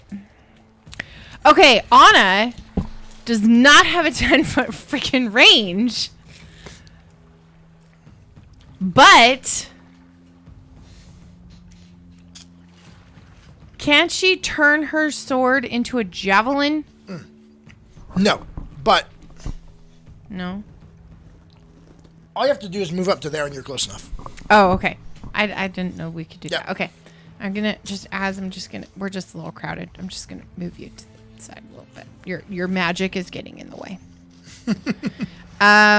Okay. So Stella's back up. Awesome. So okay, yeah. So I'll use one action to move. Ah! Not in the water though. Oh. And then Hayley, what? There's one other thing you could do. What? You know, I'm gonna change a little bit. He's too far away. Okay. Let's say he's 10 feet away. Okay. Do you want to fly? It takes one action to pull my wings out though. Same. It take the same. It's one action to pull your wings out and fly. Oh, okay. If it's both. I believe it's both. Hold on. Let me double check. What is that? That is. I've got that ability too. So let me check. Fighter, general skill feats, versatile ancestry feats, fiendish wings. It's 2 actions. Okay. But it'd get you right up there, and you'd be flying the whole time.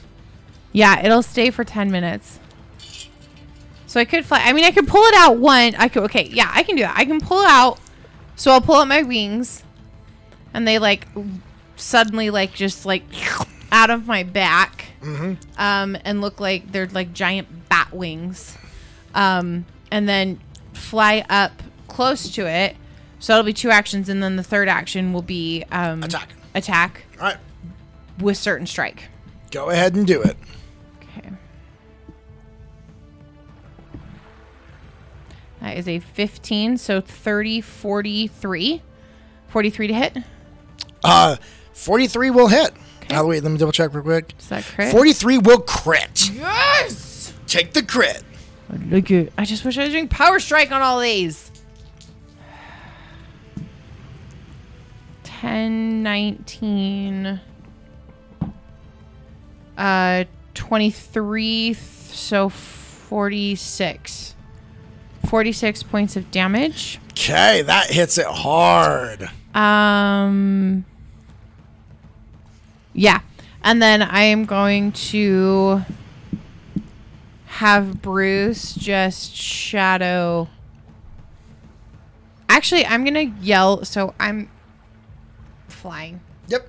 There you go. Perfect. That's me flying. Perfect. Yeah. I'm going to shout for Bruce to come back over and like be with Leto because I feel like might need a little bit more help. Okay. Than the other two. That's my I'm with the bat wings in the air.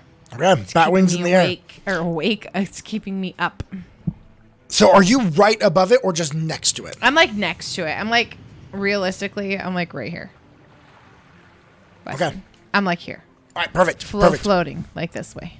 But because we don't have the little things I've got. Nope, that's fine. Az's turn. Az is going to reach his hands up towards the ceiling. And then right at the corner of where it's at, it's going to, with his mind, grab a piece of the ceiling. Oh! And he is going to cast telekinetic bombardment as he grabs a huge chunk of the ceiling and pulls it down on top of the monster. Holy cow. This is a reflex save. Let's see how this thing's huge though, so it probably doesn't have the best reflexes. Let's see. Yeah, come on. Damn it, I rolled a 19 on that. No. So it does succeed, taking half damage. At least we don't have seasonal bard in here giving you a whole bunch of villain points. Okay, but it is so weird to me that this just doesn't feel like it adds up. What? 14d6 turns into only 46, and I got a lot of 4s in there. No, that sounds about right. Yeah. No, so 46, so halved 23 points of damage as he pulls part of the ceiling down on top of this frog. And then he's got 1 action left. Let me see. I'll cast that already. And with his 1 action... Yep, I think that's all. He's actually going to not do anything with that last action, except for maybe throw up a shield. Okay, then. He will just throw up a shield. Be like, shield me. Yeah. Shield me! All right. Stella. She has 31 hit points. She has to spend 1 action to get up and 1 action to grab her weapon. She has 1 action left. Okay. So she's going to take a swing at this froggy frog. Okay. With that 1 action. Ooh, rolling really well. That is a 36 to hit, which will hit. Nice. So that will do 2d6. Okay, Jerome, that was not an encouragement for you to fill Seasonal Bard's place of giving him a villain point. Thank you. But I rolled poorly, so that only took... she took 13 points of damage off of... she hits for 13 points of damage. And that is the end of her turn. Leto is up. Leto. So what's Leto going to do? Leto is actually going to... Yeah, he's going to do that. Okay. He is going to spend 1 of his bloodline points to attempt to slow this creature. Oh, you think you're gonna butter me up now that you've given him a villain point, that there's a hero point that followed right after that? Mm-hmm. Who do you want the hero point to go to? Okay. they are. He casts slow, and is now slowed for 1 round. So on its next turn, the frog Hemoth only gets 2 actions instead of 3. I like that. Which it's its turn. Oh. So, a reminder, I'm not red on its nose. No, you're not. But it gets 2 actions, and that's all it needs in order to do its flailing tentacles and hit 4 times. Oh, so it once again is going to, with its flailing tentacles, try and hit everyone in the room. You, as Stella, and Leto. And let's see here. So it tries to hit you first. That is a 38 to hit. Oh, man, that hits. All right, 38 to hit, and that is, tentacles. There we are. Okay, that is 28 points of damage to you. Then it will hit Stella. Let's see, it's 27. Oh, does that? That's 39. That crits Stella. Oh my gosh. And she is dropped again. Oh. Which she was dying. She was wounded. She had fallen once, so she's wounded 1. So now she is dying 2. She gets dying 4, and she's gone. So she's brought down to 0 HP again. Set, come on. Oh no. My program just froze. All those people. No, it's nothing like that. This is a program that's on my computer, my tablet. Oh, never mind. Okay, there we go. It just crashed. Oh, that's weird. I'm just hoping I didn't lose everyone's hit points that they were at. I really hope so, too. I think I remember. Dang it, just one moment, I'm giving technical difficulties. So,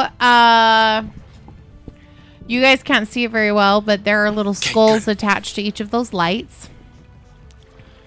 This is a cool thing about playing with physical terrain is like you get really cool details like that look really neat, but you guys can't see it very well. Okay, so with this hit, he does manage to take down Leto and Stella. Oh my gosh, they're both down? Yep. They are both down, and Az has used his battle medicine. I think I can use that one reaction skill. Let's see, rapid response. Can I use it? An ally, you can work quickly, effectively. Straight towards. Okay, you gain 10 foot. Okay, so I can do battle medicine to Leto. Okay. So you jump from Stella, who's also down. Yeah, but I can't use battle medicine on her again. So I don't move. It's not my turn. It is a reaction that I get. Just go over there. Yeah. And no, I will roll, and that's. Oh, don't roll from that. Let's see if I get if I manage to do this. So medicine, roll that. Not bad, not bad. Broke that. Okay, so he will get healed up a little bit with the treat wounds. Okay. So I did it. Broke the DC 30. Regained 30 additional hit points. So 1d8. So 38 hit points to Leto. Bring him back up. But he is now also wounded 1. Okay. Okay. That all right, and you already took the damage. I don't think I did Az, because he would have taken damage. Yeah. So 16 plus 4. So Az takes 30 points of damage. Oh my gosh. But Az actually hasn't. This will be the first time Az has taken real damage in this fight. Okay, then. Because he's been in the back away from all these attacks. So, Anna, you're up. And you are sitting currently flying Anna above its head. is right freaking there. She is going to power attack this mofo.